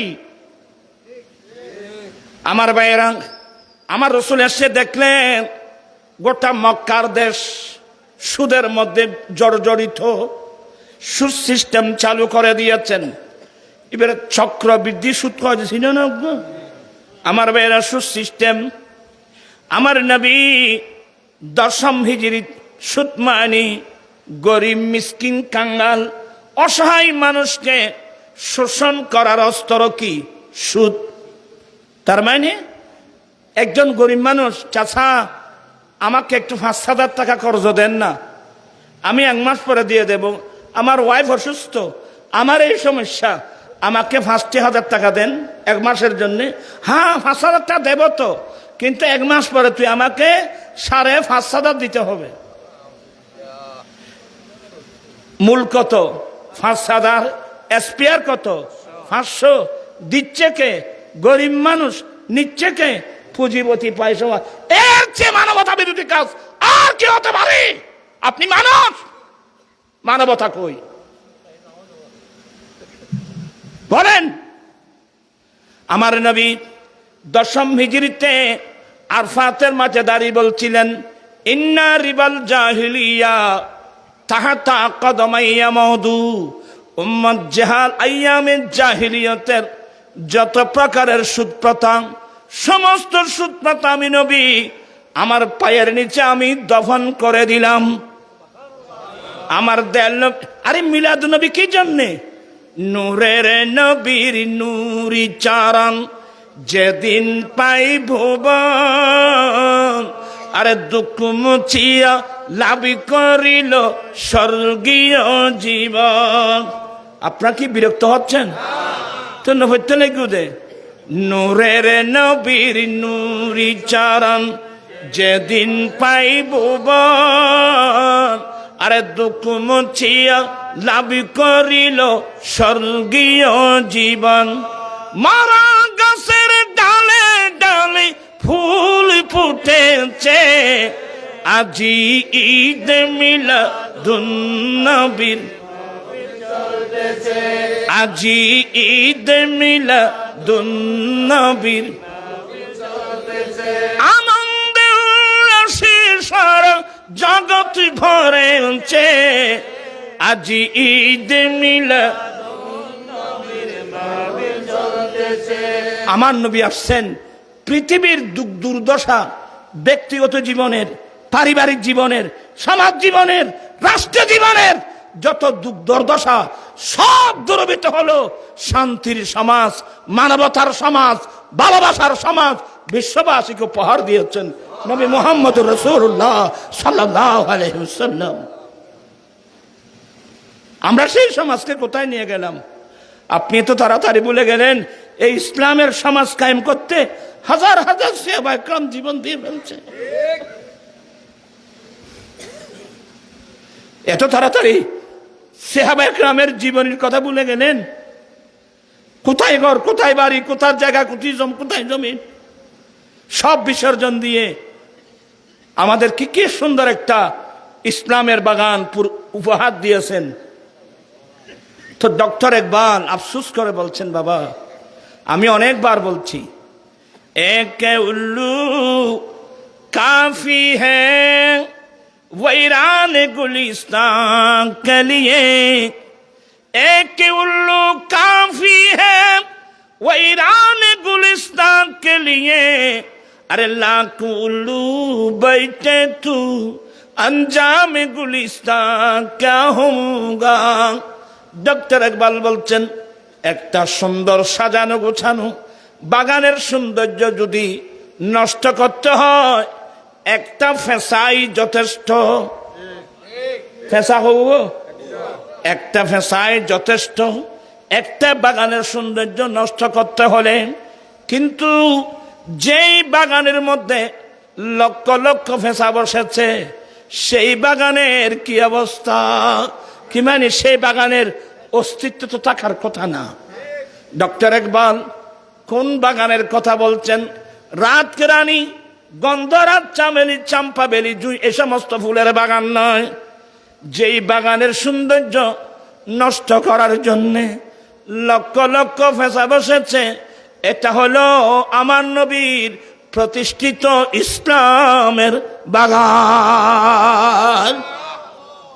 যে বাগান থেকে সিদ্দিক আকবর বের হয়েছিল, ফারুক আজম বের হয়েছিল, ওসমান জুন্নুরান বের হয়েছিল, মাওলানা আলী শের খুদা বের হয়েছিল, ইমাম হাসান বের হয়েছিল, ইমাম হুসাইন বের হয়েছিল, আহলে বাইতুর রাসূল, সাহাবাতুর রাসূল, ইমাম আজম, গৌসুল আজম, গরিব নওয়াজ, এত জগৎ বাসা বাসা আল্লাহর ওলি বের হয়েছে। আজকে সেই বাগানকে আমরা কোথায় নিয়ে গেলাম বাবা? আমরা আল্লাহর কাছে কি জবাব দাম? এগুলো কিছু বুঝতে পারতেছি না। আমি কি আপনাদেরকে আমার মনের কথাগুলো বোঝাতে পারলাম? এই দেশ থেকে দরিদ্র মানুষের দরিদ্রতা বিমোচনের লক্ষ্যে আল্লাহর পক্ষ থেকে যাকাত এনে দিয়েছেন। কি এনে দিয়েছেন? আল্লাহ যাকাত ফরজ করেছেন পুঁজিপতির উপর, পয়সাওয়ালা মানুষের উপর। আপনার কোন মানুষের উপর? পয়সাওয়ালা মানুষের উপর, পুঁজিপতির উপর। তুখাযু মিন আগনিয়াইহিম, ধনী মানুষ থেকে নেওয়া হবে। ফাতুরাদ্দু আলা ফুকরাইহিম, এগুলো তাদের গরিব মানুষের মধ্যে বন্টন করা হবে। মানে যার কাছে আছে তার থেকে নাও, যার কাছে নাই তাকে দাও। এটাই তো মানবতা। আমার নবী কত সুন্দর যাকাত ভিত্তিক সুদ মুক্ত সমাজ ব্যবস্থা। কি বললাম? যাকাত, আমাকে একটু হেল্প করবেন আপনারা। যাকাত ভিত্তিক সুদ মুক্ত। এখন আমরা কি করলাম? কেন সবাই তো রাজনীতিবিদ, বড় বড় পলিটিশিয়ান, উত্তর দেন। আমরা কি করলাম? নবী দিয়েছেন যাকাত ভিত্তিক সুদ মুক্ত, আর আমরা করলাম সুদ ভিত্তিক যাকাত মুক্ত। ডাইরেক্ট আল্লাহ রাসূলের সাথে যুদ্ধ। আর বসে আছেন জান্নাতে যাওয়ার জন্য। জান্নাতে যাওয়া তো সহজ।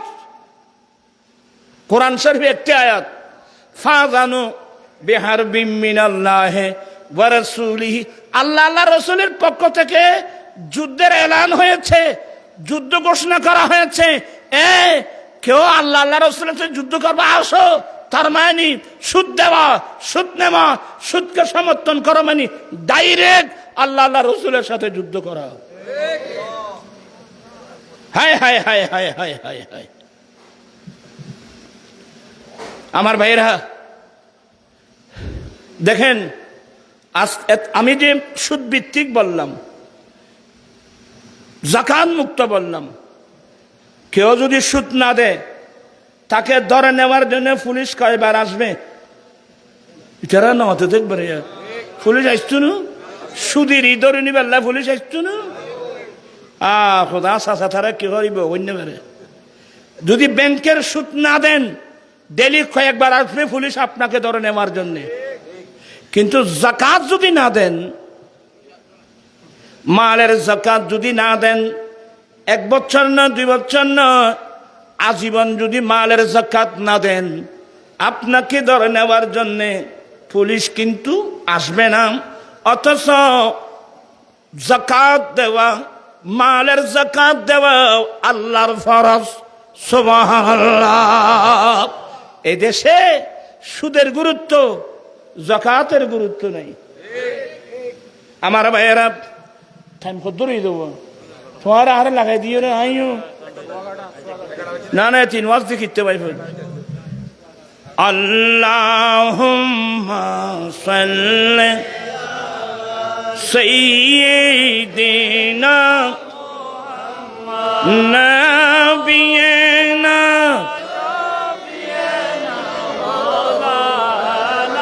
আল্লাহ তুমি দয়া করো, নসিব করো মদিনা।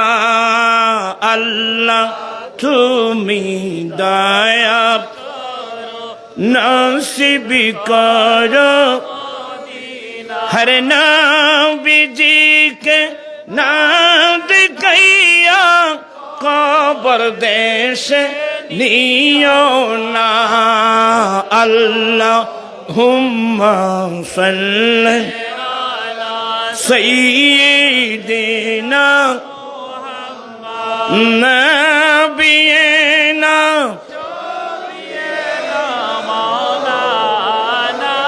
বন জঙ্গলার বাক হরিণে চিনিল দয়াল নবীকে।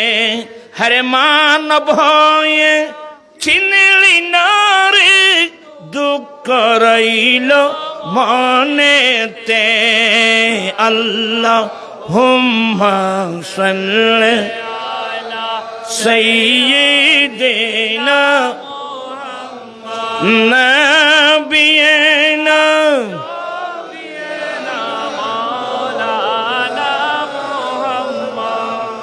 আমার ভাইরা, ইসলামের ইতিহাস সূর্যের মতো স্পষ্ট।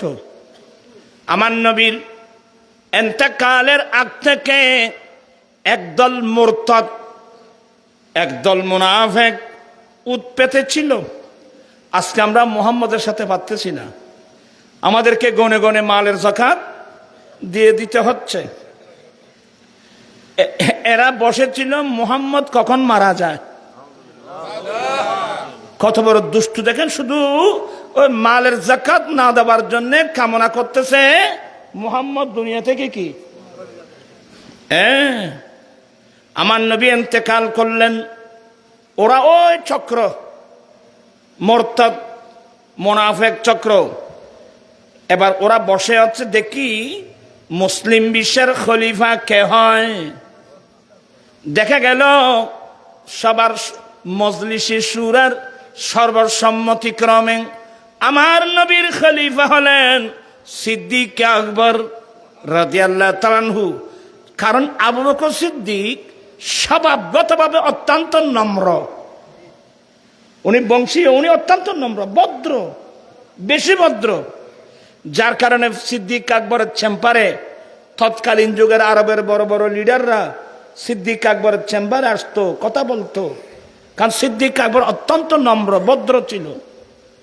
এই যে উসমান জিন্নুরাইন, আরবের এত বড় ব্যবসায়ী, ইনি কিন্তু ইসলাম ধর্ম গ্রহণ করেছেন সিদ্দিক আকবরের প্রচেষ্টায়। এবং আমার নবীর, উনি আমার নবীকে এমন অন্তর জয় করেছে, আমার নবী একটার পর একটা 2টো মেয়ে ওনাকে শাদী দিয়েছেন।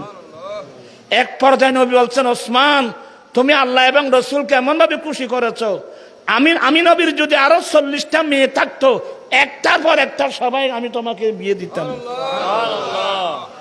কারণ সিদ্দিক আকবর, ফারুক, ওসমান জিনের সমস্ত সম্পদ ইসলামের জন্য বিলীন করে দিয়েছিলেন।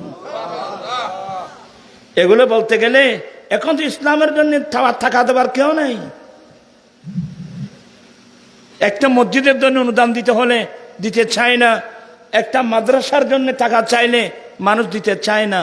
কিন্তু আজেবাজে কাজের মধ্যে লক্ষ লক্ষ টাকা মানুষ ব্যয় করতে পারে। তো নসিব খারাপ, তোমার নসিব খারাপ। ফারুক আর সাহাবা একরামের জীবনী পড়ছেন, ওরা আল্লাহর রাস্তায় দান করার জন্য প্রতিযোগিতা দিতেন। কি? আচ্ছা, ওই কথাটা শেষ করি। হযরত সিদ্দিক আকবর রাদিয়াল্লাহু আনহু অত্যন্ত নম্র টাইপের লোক, তো ওই মুনাফিক চক্র আমাদের মন মতো খলিফা হয়েছে, মানে উনি তো নম্র টাইপের লোক। আমরা যদি মালের যাকাত দিতে স্বীকার করি, ওরা আমাদের বিরুদ্ধে, উনি আমাদের বিরুদ্ধে তেমন কোনো অ্যাকশন নেবে না। এটার ধারণা, এরা তো কোরআন বুঝে নাই। আল্লাহর কোরআনে বলছেন মুহাম্মাদুর রাসূলুল্লাহ ওয়াল্লাযীনা মাআহু আশিদ্দাউ আলাল কুফফারি রুহামাউ বাইনাহুম। মুহাম্মদ সাল্লাল্লাহু আলাইহি সাল্লাম আল্লাহর রাসূল এবং যারা তার সাথী, যারা তার অনুসারী, তাদের এক নম্বর পরিচয় আশিদ্দা আলাল কুফার, এরা কাফেরদের বিরুদ্ধে কঠোর, আপনজনের ব্যাপারে অত্যন্ত বিনয়ী, অত্যন্ত কোমল। কিন্তু দেখা যাক কোরআনে বলছেন এরা আশিদ্দা আলাল কুফার, কিন্তু সিদ্দিক আকবর স্বভাবগতভাবে অত্যন্ত নম্র, অত্যন্ত ভদ্র। দেখি আল্লাহর কোরআনের বাস্তবতা। দেখা গেল যখন ওরা প্রকাশ্যে ঘোষণা দিল আমরা আজ থেকে মালের যাকাত দেব না, একদল বলে আমরা কমপ্লিট যাকাত দেব না, আরেক দল বলে আমরা নিজেদের অ্যাঙ্গেলে দেব, রাষ্ট্রীয় কোষাগারে দান জমা করব না। এই ঘোষণা দেওয়ার সাথে সাথে সিদ্দিক আকবর স্বভাবগতভাবে নম্র টাইপের লোকটা ঈমান ইসলাম অক্ষুণ্ণ রাখার জন্যে, আমার নবীর দ্বীন অক্ষুণ্ণ রাখার জন্যে নিয়ম থেকে তরবারি বের করে ঘোষণা দিলেন, যারা মালের যাকাত দিতে স্বীকার করবে কেহই আবু বকর সিদ্দিকের তরবারি থেকে রেহাই পাবে না। আল্লাহু আকবার, ইয়া রাসূলুল্লাহ, ইয়া গসাজন দস্তগীর জিন্দাবাদ। সিদ্দিক আকবর ঘোষণা দিলেন যে মালের যাকাত দিতে স্বীকার করবে আবু বকর সিদ্দিকের তরবারি থেকে কেউ রেহাই পাবে না। সেই নরম লোকটা গর্জে উঠল দ্বীনকে অক্ষুণ্ণ রাখার জন্যে, আমার নবীর তরিকা আদর্শকে অক্ষুণ্ণ রাখার জন্যে। আরো বিরাট তরিকা, আমার নবী এক্ষুনি বলে গেলেন আনা খাতুমুন নবীন লা নবিয়্যা বাদি, আমি নবীর শেষ নবী, আমার পরে আর কোন নবী আসবে না। কিন্তু দেখা গেল আমার নবীর ইন্তিকালের সাথে সাথে 4 জন বন্ড নবী। কয়জন? মুসাইলামাতুল কাজ্জাব, আসওয়াদ এর মাইয়েলা গুজুটি, ইতির নাম তোলায়হা, যখন আই নবী আসদ দেনা ইতির কলমা ফজিল 70,000 মানুষ। হ্যাঁ, এভাবে 4 জন বন্ড নবী। হারে হারে হারে, নবীর ইসলামের বাগানকে কিভাবে রক্ষা করবে? আমার ভাইয়েরা, সিদ্দিক আকবর অত্যন্ত বিচক্ষণ ছিলেন। ওনার বিচক্ষণতায় মুজাহিদ বাহিনী গঠন করলেন হযরত সাইয়্যিদুনা খালিদ বিন ওয়ালিদের নেতৃত্বে। এমন মুজাহিদ বাহিনী গঠন করলেন, একদিক দিয়ে মানিনে যাকাতের বিরুদ্ধে যুদ্ধ, অপর দিক দিয়ে ভণ্ড নবীদের বিরুদ্ধে যুদ্ধ। জীবনের বাজি রেখে আমার নবীর দ্বীনকে অক্ষুণ্ণ রেখেছিলেন সিদ্দিক আকবর রাদিয়াল্লাহু তাআলা আনহু। আজকে সেই সিদ্দিক আকবরকে গালি দিচ্ছে একদল জালেম শিয়া, সাহাবায়ে কেরামদেরকে গালি দিচ্ছে। লজ্জা আছে তোমার? কোরআন হাদিস থেকে কি জ্ঞান আছে তোমার কাছে? একবার সিদ্দিক আকবরকে গালি দাও, একবার ফারুক আজমকে গালি দাও। এগুলো বলতে গেলে মনের মধ্যে অনেক অনেক দুঃখ, অনেক দুঃখ। যাদের জন্য আহলে সুন্নাত ওয়াল জামাতের উলামা ইকরামরা জীবন দিয়েছেন, সেই ঘরের অনেক ছেলে এখন কি হয়ে যাচ্ছে? শিয়া হয়ে যাচ্ছে। কথা বুঝেন? এগুলো আসলে বাড়ি এটা খাল্লা ওয়াজ করবে তুমি আর কোথায় জাল আর আছি ডেঙ্গে বাসারি জাল্লাই চুরি করলাম, ইটা চোর, জারগর চুরি করলাম। হযরত আমির মাবিয়া রাদিয়াল্লাহু তাআলাকে গালি দিচ্ছে। ইমাম বুখারী গোটা বুখারীর মধ্যে বাব বানছেন, বাবু যিকরে মুআবিয়া ইবনে আবি সুফিয়ান রাদিয়াল্লাহু তাআলা আনহুমা। ইতারাই ইমাম বুখারী তুন বেশি বুঝ দেখাইলবেন না ফুয়া কতুন, এটা বিসমিল্লাহ তরকিব করলে ফাহানা করে দিব।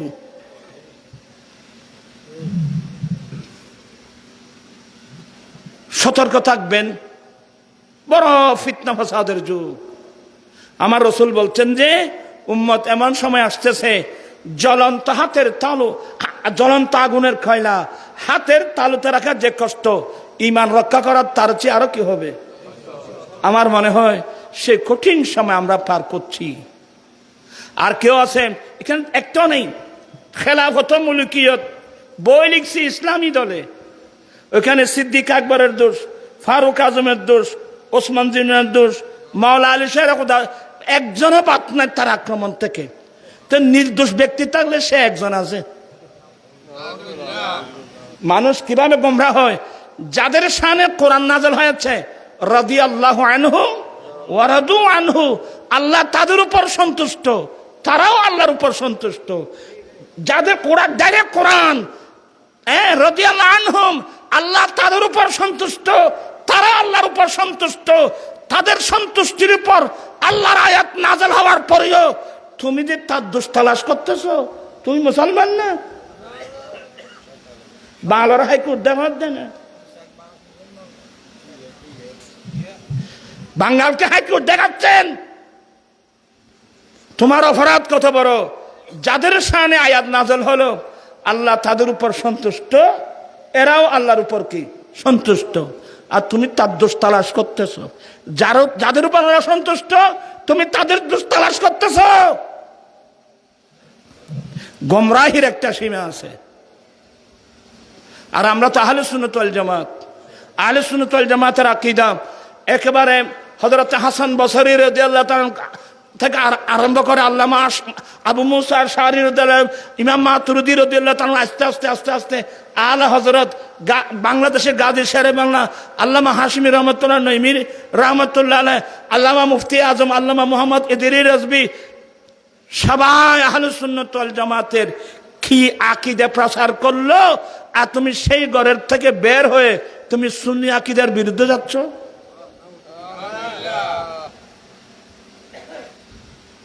খাইলবেন্যার ভুয়া গনবরি বিসমিল্লাহির রহমানির রহিম তরকিব দিগার গেলে ভাহানা করে দিব।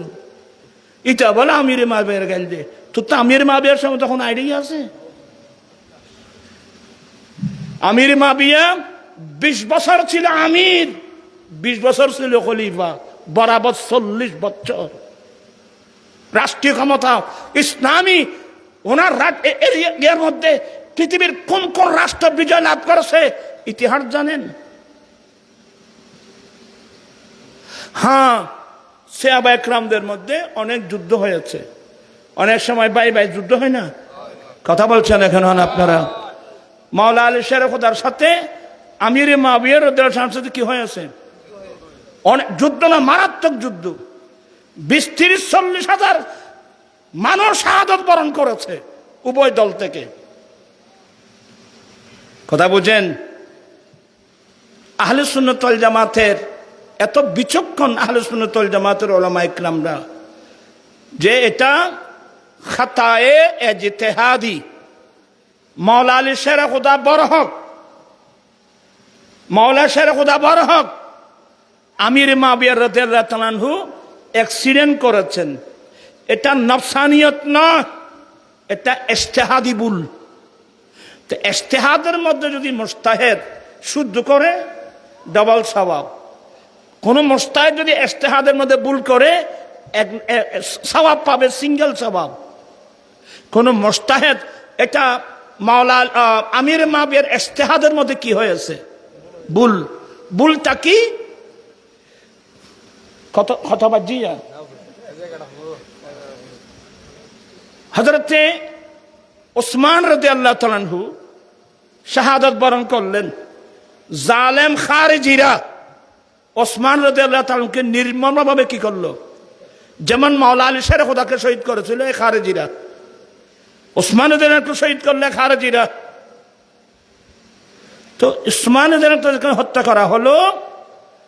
আমির মাবিয়া হযরত ওসমান রাদিয়াল্লাহু তাআলার ওলি, শরীয়ত মোতাবেক কি ওলি। ইনি মাওলা আলী শের খোদার আদালতে ওসমান রাদিয়াল্লাহু তাআলার কিসাস দাবি করলেন যে আমি ওসমান রাদিয়াল্লাহু তাআলার হত্যাকারীর বিচার চাই। উনি বলি ওনার চাওয়াটা শুদ্ধ, ওনার চাওয়াটা শুদ্ধ। মাওলা আলীর আদালতে ওসমান রাদিয়াল্লাহু তাআলার হত্যার বিচার দাবি করেছেন। হত্যার বিচার দাবি করা কি অপরাধ? কিন্তু মাওলা আলী কি উত্তর দিয়েছিলেন? মাওলা আলী আরেক বিচক্ষণ মুজতাহিদ নবীর আলম, যার যে দরওয়াজা দিয়ে বের হয়েছে, উনি বলছেন মাবিয়া এখন পরিবেশ কিন্তু অনুকূলে নাই, মুসলমানের পরিবেশ এখন কিন্তু কি নেই, একেবারে সিরিয়া, বাগদাদ, মক্কা এবং গোটা বিশ্ব মুসলিম বিশ্বে এখন মুসলিম বিশ্বের অবস্থা অত্যন্ত নাজুক। হ্যাঁ, অবশ্যই ওসমান রাদিয়াল্লাহু তাআলা হত্যাকারীর বিচার করা হবে, তবে সময় সাপেক্ষে। কথা বলছে না কেন? তবে কোন সাপেক্ষে? পরিস্থিতি অনুকূলে আসুক। পরিস্থিতি অনুকূলে আসলে খুব বিচক্ষণতার সাথে কারা কারা ওসমান শহীদ করছে এগুলো যাচাই বাছাই করে নিখুঁতভাবে হত্যাকারীর নামের তালিকা বের করতে হবে, তারপর বিচার করা হবে। এখানে আমিরে মাবিয়ার ভিতরে ঢুকে গেছে একদল খারেজি। খারেজিরা বলেন না না এটা মানবেন না আপনি।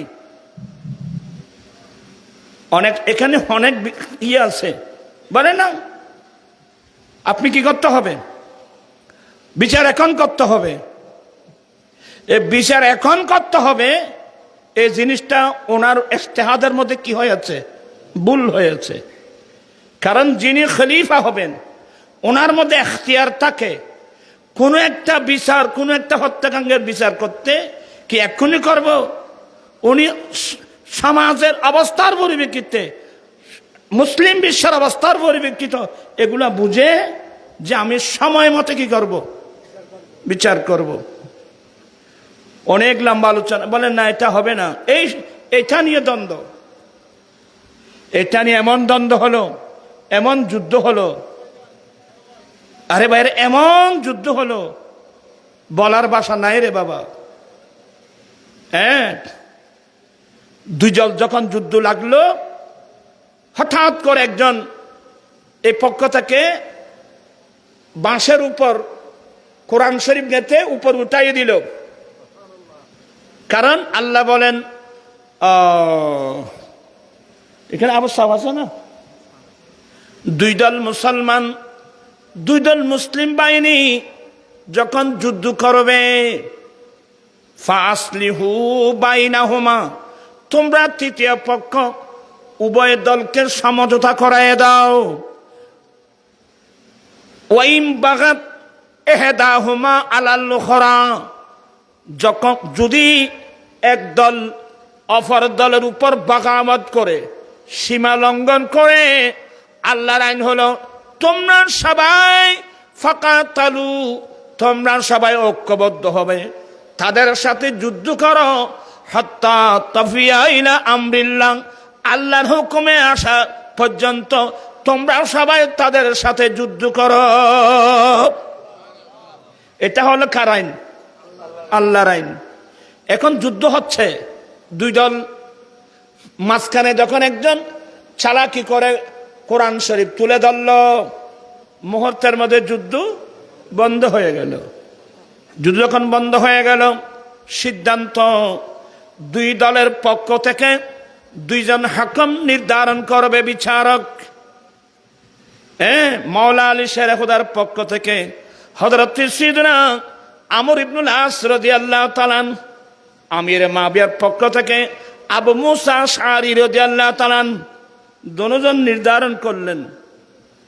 তো খারেজিরা বলতেছে না, এখানে সমঝোতার জন্য হাকাম নির্বাচিত করা এটা তো আল্লাহর কোরআন বিরোধী, না না এগুলো হবে না। এক পর্যায়ে ঘোষণা দিল, ইনিল হুকমু ইল্লা লিল্লাহ, আল্লাহর হুকুম ছাড়া আর কারো হুকুম মানি না। আল্লাহর হুকুম ছাড়া কারো হুকুম মানি না, মানব না। এই স্লোগান খারেজিদের স্লোগান। ওই যে মওলা আলী শের খুদার মধ্যে এখতিয়ার ছিল যে সমস্ত অবস্থা পর্যালোচনা করে সময় মতে বিচার করার যে অধিকার ওনার কাছে আছে, এটা সুযোগ না দিয়ে না না আল্লাহ ছাড়া আর আল্লাহর হুকুম ছাড়া আল্লাহর আইন ছাড়া কারো আইন মানি না, মানব না। এগুলা খারেজ স্লোগান, এগুলা খারেজি হলো স্লোগান ভাই। আল্লাহর আইন ছাড়া কারো হুকুম মানি না, মানব না। তা আল্লাহর আইন ছাড়া যদি কারো হুকুম না মানেন, তো কোরআন শরীফের এতগুলো আয়াত নিবেন কোথায় বলেন? আয়াত তিন ভর আই ভরিত অবস্থা হলো ফাকাতিলু, তোমরা তাদের সাথে কি করো? যুদ্ধ করো। তোমরা তাদের সাথে যুদ্ধ করো যতক্ষণ পর্যন্ত এরা আল্লাহর সাক্ষী দেবে না। পাশাপাশি ওয়ালা ইউহাররিমুনা মা হাররামাল্লাহু ওয়া রাসূলুহু, আল্লাহ এবং আল্লাহ রসুল যেটা হারাম করেছেন এটাকে হারাম হিসেবে মানবে না। আল্লাহ এবং আল্লাহ রসুল যেগুলো হারাম করেছেন এগুলোকে হারাম হিসেবে, তাহলে বুঝতে হবে আল্লাহ যেটা হারাম করছেন এটাও মানতে হবে, আল্লাহ রসুল যেটা হারাম করছেন এটাও মানতে হবে। তুই চলে আমি দে আল্লাহর হুকুম ছাড়া কারো আইন মানি না, মানবো না, তো নবীর আইন কেন করবি? এখানে আরেকটা জিনিস আছে। আমাদের দেশে একটা দল বের হয়েছে, এই দলের নাম আলে কোরআন। কইছে না মাতিয়া? ওই দলের নাম আলে, এটা কোরআন ছাড়া হাদিস মানে না। এ কোরআন ছাড়া কি মানে না? এটার নাম আলে কোরআন। এ কোরআন ছাড়া হাদিস। তো আমি বলবো হাদিস না মানলে তো কোরআনের উপর আমল করা যাবে না। বলে কিভাবে? তা আমি আল্লাহ তো বলছেন ওয়ালা ইউহাররিমুনা মা হাররামাল্লাহু ওয়া রাসূলুহু, যারা আল্লাহ এবং আল্লাহ রসুল যেটা হারাম করেছেন এটা যারা হারাম মানবে না তাদের সাথে যুদ্ধ করার কথা বলছে। তো আল্লাহ যেটা হারাম করছে এটা তো কোরআন শরীফে আছে, তো নবী যেটা হারাম করছে এটা কোথায়? এটা হাদিস শরীফ। কথা বুঝিতে রায়, নবী যেটা হারাম করছেন এটা কোথায়? এটা হাদিস শরীফে। আপনি হাদিস না মানলে আয়াতের উপর আমল করবেন কিভাবে? আমি কি জিনিসটা আপনাদেরকে বোঝাতে পারি? একেবারে সহজ ভাষায় বুঝাই দিলাম।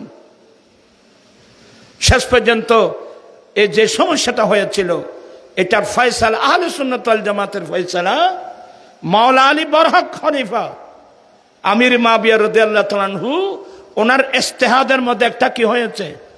ভুল হয়েছে। এই জন্য আপনি আমির মাবিয়াকে আপনি বাগী বলতে পারেন? আমির মাবিয়াকে আপনি বাগী বলতে পারেন? আমির মাবিয়াকে যে আপনি বাগী বলেন, তো আল্লাহ কোরআন শরীফে বলছেন এক দল যদি অপর দলের উপর বগাবত করে আল্লাহর নির্দেশের দিকে না আসা পর্যন্ত তাদের সাথে কি করো? তো মাওলা আলী যুদ্ধ বন্ধ করলেন কিভাবে? এক নম্বর পয়েন্ট। দ্বিতীয় নম্বর পয়েন্ট, মাওলা আলী শের খোদার দৃষ্টিতে আমির মাবিয়া কি বাগী ছিল? যদি আমির মাবিয়া বাগী থাকে, মাওলা আলী শের খোদার শাহাদাতের পরে মাওলা আলী শের খোদার বড় ছেলে ইমাম হাসান রাদিয়াল্লাহু তাআলা আনহু ইনি আমির মাবিয়ার হাতে খেলাফত কিভাবে নষ্ট করলেন? বাগীর হাতে কি খেলাফত দেওয়া যায়? তাহলে তো আপনি আমির মাবিয়াকে গালি দিচ্ছেন না, আপনি তো গালি দিচ্ছেন নবীকে, আপনি গালি দিচ্ছেন মাওলা আলী শের খোদার ছেলে ইমাম হাসানকে। তো এগুলো যদি বুঝার ক্যাপাসিটি আপনার মধ্যে না থাকে, এত সহজ না কোরআন হাদিস বুঝা। তাহলে তো দোষটা কার উপর যাবে? ইমাম হাসান রাদিয়াল্লাহু তাআলা আনহুর উপর যাবে।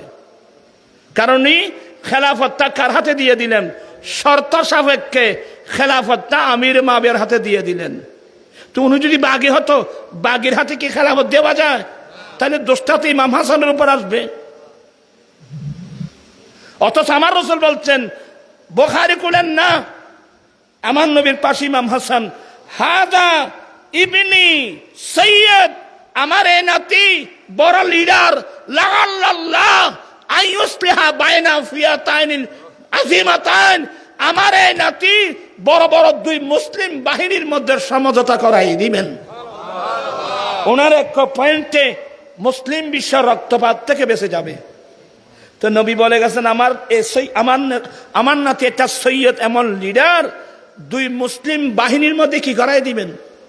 সমঝোতায় করাই দিবেন। তাহলে নবীর হাদিস মোতাবেক দুটোটাই মুসলিম। এখানে বাগী কই? না বুঝে না শুনে বেশি বুঝো, বেশি। সাবধান, আহলুস সুন্নাত ওয়াল জামাত এমন একটা দল, এই দলের প্রত্যেকটা আকায়েদ কিয়ামত পর্যন্ত কেউ রদ করতে পারবে না ইনশাআল্লাহ। এটার নাম কোন দল? আহলুস সুন্নাত ওয়াল জামাত। এরপরেও আমি অনেকবার আমার বক্তব্য আপনারা শুনেছেন, আমাদের দেশে যে ইসলামী যে দলগুলো আছে, একদিক দিয়ে আছে জামাত ইসলাম, একদিক দিয়ে আছে হেফাজত ইসলাম, একদিক দিয়ে আমরা আহলুস সুন্নাত ওয়াল জামাত। আমি অনেক আগে থেকে বলে আসতেছি, সবাই বলে ঐক্য চাই, ঐক্য চাই। তো ঐক্য চাওয়া তো ভালো, তো ঐক্য হয় কিভাবে? অনৈক্যের কারণগুলো চিহ্নিত করুন, অনৈক্যের কারণগুলো চিহ্নিত করুন। আসুন এক টেবিলে বসে কোরআন সুন্নাহ দিয়ে ফয়সালা করব, যেটা সত্য সবাই মানবে, যেটা ভুল সবাই ছেড়ে দেবে, সবাই এক টেবিলে আসা, কোনো সমস্যার হবে না। কই এগুলো করার লোক তো কেউ নাই। অনেকবার বলছি, এদিন আমার কাছে গিয়েছিল একদল, নাম বলছি না, ওদেরকেও বলছি, আমাদের খোলামেলা মন নিয়ে বলছি, অনৈক্যের ঐক্য হয়ে যাও। ঐক্য হবে কেন? অনৈক্যের মূল কারণকে এগুলো দেখতে হবে না? অনৈক্যের মূল কারণগুলো চিহ্নিত করুন, কোরআন সুন্নাহ দিয়ে ফয়সালা করার ব্যবস্থা করুন। ইসলামের সাথে, মুসলমানের সাথে, ইসলামের সাথে, আল্লাহ রসুলের সাথে। কেন আজকে আমাদের জন্য বড় দুর্ভাগ্য, সমস্যা হয় কিন্তু সমাধান নেই। কথা বলছে না কেন? সমস্যা হয়, সমাধান নেই। নিশ্চয় উদারত মানসিকতার কি আছে? অভাব রয়েছে। আমি আপনাদের আজকের মাহফিল থেকে বলছি, আমার বক্তব্য অনলাইনের মাধ্যমে সারা ওয়ার্ল্ডে চলে যাচ্ছে। আপনারা সবাই বসুন, অনেকের কারণগুলো চিহ্নিত করুন। আমার কাছে চিহ্নিত আছে। আমি মাঠে বলতে গেলে অনেকের মন খারাপ হবে, অনেকের মনের মধ্যে আঘাত পাবে। তবে আপনারা ইসলামের পক্ষে কথা বলছেন, আপনাদেরকে ধন্যবাদ, মোবারকবাদ। যেই যুগের মুসলমানের ছেলে মেয়েরা ভিন্ন পথে চলে যাচ্ছে, এই ফিতনার যুগে আল্লাহ রসুলের পক্ষে আপনি দাবি করছেন, ভুল আছে, তারপরেও তো আপনি ইসলামের পক্ষে আছেন। আমি কি কথা বুঝাতে পারছি? কিন্তু আপনি শুধু এখানে বসে থাকলে হবে না। আপনার ভুল কি?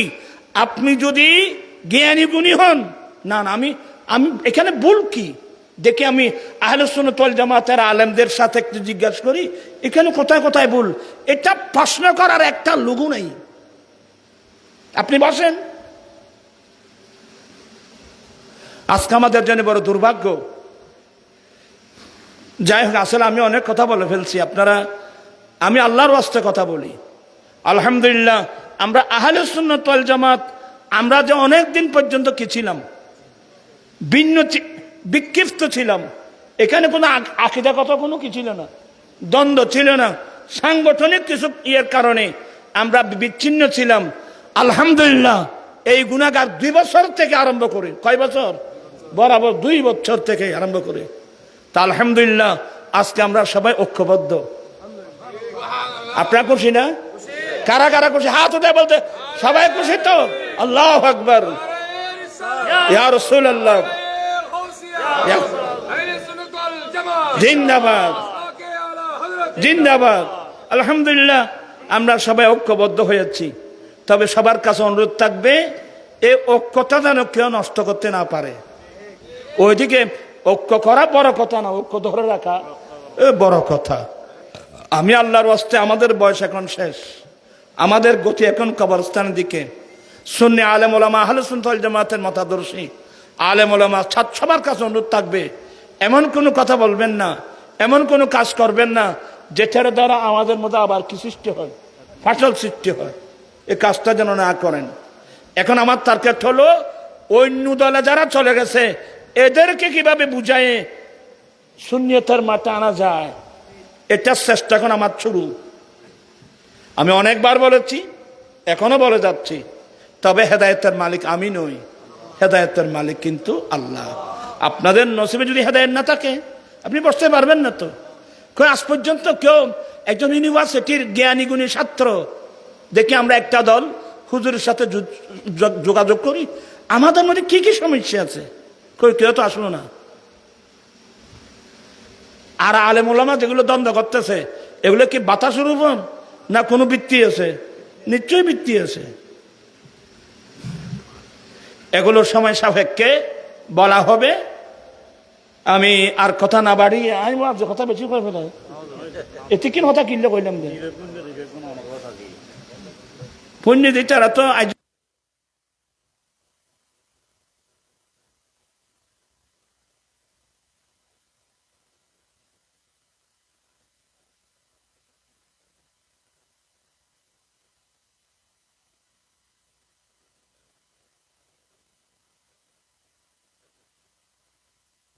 হেদায়েতের মালিক কিন্তু আল্লাহ। ধন্যবাদ জানাচ্ছি আপনারা যে সংগঠন হুসাইনি আদর্শ সংগঠন, আসলে নাম ঠিকই দিয়েছ, এই হুসাইনি আদর্শ সংগঠন ভাইদেরকে আমি আমার আহলে সুন্নাত ওয়াল জামাত কেন্দ্রীয় পরিষদের পক্ষ থেকে আপনাদেরকে ধন্যবাদ জানাচ্ছি, মোবারকবাদ জানাচ্ছি। আসুন আমরা সঠিক ইসলাম মেনে চলি। তবে একটা মনে রাখবেন, ইসলাম ছাড়া বিকল্প কোনো পথ নাই। আর যদি আপনি নবীর কলমা পড়ে নবীর আদর্শ বাদ দেন, তো নবীর কলমা পড়ছেন কেন? একসাথে কলমাটাও ছেড়ে দাও। আর যদি নবীর কলমা পড়ে থাকেন, নবীর আদর্শ ছাড়া অন্য কারো আদর্শ নিয়ে কোনো মুসলমান চলতে পারে? কয় বছর বুঝিয়েছি এই বোয়ালখালীর মানুষকে গোটা বাংলাদেশে নিজের জীবনের ঝুঁকি নিয়ে মেয়র এমপি নির্বাচন, মেয়র নির্বাচন আমি কি করি নাই, বা আমি আল্লাহর ওয়াস্তে করছি। আমাদের ছেলেরা নিজেরাও জীবনের ঝুঁকি নিয়ে মাঠে ময়দানে দৌড়াদৌড়ি করছি শুধু ইসলামের গুরুত্ব বোঝানোর জন্যে। আর আমরা নবীর কলমা পড়েছি, আমরা নবীর আদর্শ মোতাবেক চলি, আমরা নবীর সুন্নাত মোতাবেক চলি। আমরা মানব গড়া মতবাদ কেন মানব? আর যদি মানে এটা তোমার বিষয়, তুমি কি জবাব দেবে আল্লাহর কাছে? যার যার রাস্তাতে তালাশ করেন, সে নিজে তালাশ করেন। আমার জীবন গেলেও আমি নবীর আদর্শের বাইরে এক কদম দিতে আমি কিন্তু রাজি না। আমি সরকারের গোলাম। আল্লাহ পাক এই মাহফিলকে কবুল করো। তা আমি আর কথা বাড়াচ্ছি না, আমি একটু দূরে যাবো, অসুস্থ, একটু দোয়া করেন। আমি অসুস্থ, আর আমার আম্মি জানো অসুস্থ, একটু দোয়া করবেন। আলহামদুলিল্লাহ আমার আম্মি জান এখনো আছে। আমার আম্মি জান কোরআন শরীফ পড়ে চোখের মধ্যে চশমা দেয় না, দোয়া করবেন আল্লাহ যেন হায়াত দারাজ করে। একটু দোয়া করেন। আমি আর একজন আমার অত্যন্ত প্রিয় ব্যক্তি চলে গেল, আমি না বলে পাচ্ছি না। এ নানুপুর বাজারের একজন সওদাগর, আলহাজ নুরুল ইসলাম সওদাগর। আমার ছোটবেলা থেকেই আরেকজন সওদাগর, শাহ আলম সওদাগর, যেমন ফটিয়ার মধ্যে মাহবুব আলীর সওদাগর, আরেকজন নাম আলহাজ সালে আহমদ, বলে যাচ্ছি সওদাগর। এভাবে কিছু লোক আছে, কিন্তু এই লোকটাগুলো আমি ছাড়া কিছু বুঝতো না। আমাকে ওয়াদা করাইছেন আমি মারা গেলে আপনাকে জানাজা পড়াতে হবে। দুর্ভাগ্যের বিষয়, আমি গতকালকে ছিলাম কক্সবাজার চকরিয়া, যার কারণে তার জানাজা পড়াতে পারিনি। আগামীকাল একটু জিয়ারত করার জন্য যাব। মনের মানুষগুলো চলে যাচ্ছে। ওই দিন আমার বা আজিজ গ্রামে আমাদের আঞ্জুমানের রসবে কমিটির আইয়ুব তাহির আব্বাও মারা গেল, আবু হানিফার আম্মাও মারা গেল। এভাবে আরো অনেক ভাই বন্ধু মুসলিম ভাই বোন অনেক আছে, কার কথা কে বলবে? হাজার হাজার মুসলিম ভাই বোন আমাদের আগে আগে ইমান নিয়ে যারা কবরস্থানে যাচ্ছে, আল্লাহ যেন তাদের জীবনের গুণাগুলো মাফ করে দেয়, এবং এখানকার যত কবরস্থান আছে কবর সবাইকে মাফ করে। আমরাও আল্লাহর কাছে ক্ষমা চাই, আল্লাহ যেন আমাদের কখন কার কাছে মালিকুল মউত এসে যায়, মালিকের হুকুম কখন আসে। সবাই প্রস্তুত থাকবেন। এই দুনিয়াদারি কিসের দুনিয়াদারি? সবসময় প্রস্তুত থাকবেন, মালিকুল মউত কিন্তু আসবেই, আমার কাছে আপনার কাছে আসবে। লা তামুতুন্না ইল্লা ওয়া আনতুম মুসলিমুন। আল্লাহ পাক সবাইকে মাহবুব নবীর দামান ধরে থাকার তৌফিক দান করুন। আর যদি ইসলামী দলগুলো আছেন, আমি আল্লাহর ওয়াস্তে বলে যাচ্ছি, আপনারা কিন্তু এই যে ভুলগুলো আছে এগুলো সংশোধন করার জন্য বসতে হবে। আর কি হবে আয়কে মুরাদ করে সংক্ষেপ, তারপরে এবারে দিন আল্লাহুম্মা আমিন। মাওলায়া সাল্লি ওয়া সাল্লিম দাইমান আবাদা আলা হাবিবিকা খায়রিল খালকি কুল্লিহিম। রব্বানা যালামনা আনফুসানা ওয়া ইন লাম তাগফির লানা ওয়া তারহামনা লানাকুনান্না মিনাল খাসিরিন। আল্লাহ হাজার হাজার মনের মানুষকে সঙ্গে নিয়ে আল্লাহ তোমার দরবারে ভিক্ষার হাত উঠালাম। আল্লাহ আমাদের জীবনের গুনাহগুলো মাফ করে দাও। আল্লাহ আমরা তওবা করছি, আমাদের তওবা কবুল করো। মরহুম হালিমা খাতুন নামক একজন মহিলা অসুস্থ। আল্লাহ আমার আমি যেন অসুস্থ, আমি নিজেও অসুস্থ, এইভাবে হাজার হাজার নারী পুরুষ অসুস্থ। মেডিকেলে গেলে তো দেখা যায়, বোঝা যায়। আল্লাহ দয়া করে মাহবুব ওসিলায় সবাইকে শেফা জালা কামালা নসিব করো। আল্লাহ কমিটির সাউদ অসুস্থ সেবা দান করো। আল্লাহ এখানে স্টেজে তশরিফ ফরমা উলামা আহলে সুন্নাত প্রত্যেকের ইলমে বরকত দাও, আমলের মধ্যে বরকত দাও, হায়াতের মধ্যে বরকত দাও। আল্লাহ অনেক চাকরিজীবী প্রমোশন দাও, ব্যবসায় তাহলে উন্নতি দাও, বেকার থাকলে কাজের সন্ধান দাও, বিদেশ যাত্রী থাকলে যাওয়ার ব্যবস্থা করে দাও। অনেক গরিব করে মেয়েরা উপযুক্ত, যৌতুকের কারণে বিয়ে হচ্ছে না, মেয়েদের বিবাহ ব্যবস্থা করে দাও। অনেক মেয়ে স্বামীর ঘরে গিয়ে লাঞ্ছনার শিকার হচ্ছে, ইজ্জতের জন্য। আল্লাহ আমি বাংলাদেশের পার্লামেন্ট আহলে সুন্নাত ওয়াল জামাতের পার্লামেন্ট বানিয়ে দাও। আল্লাহ তুমি সর্বশক্তিমান, আল্লাহ তুমি চাইলে পারো না এমন কি মাওলা। মাওলায়ে করিম বিহাক্কে কুলিল্লাহুম্মা মালিকাল মুলক তুতিল মুলকা মান তাশা ওয়া তানজিউল মুলকা মিমান তাশা ওয়া তুইজ্জু মান তাশা ওয়া তুযিল্লু মান তাশা বিয়াদিকাল খায়র ইন্নাকা আলা কুল্লি শাইইন কাদির। বিহাক্কে লা ইলাহা ইল্লাল্লাহ।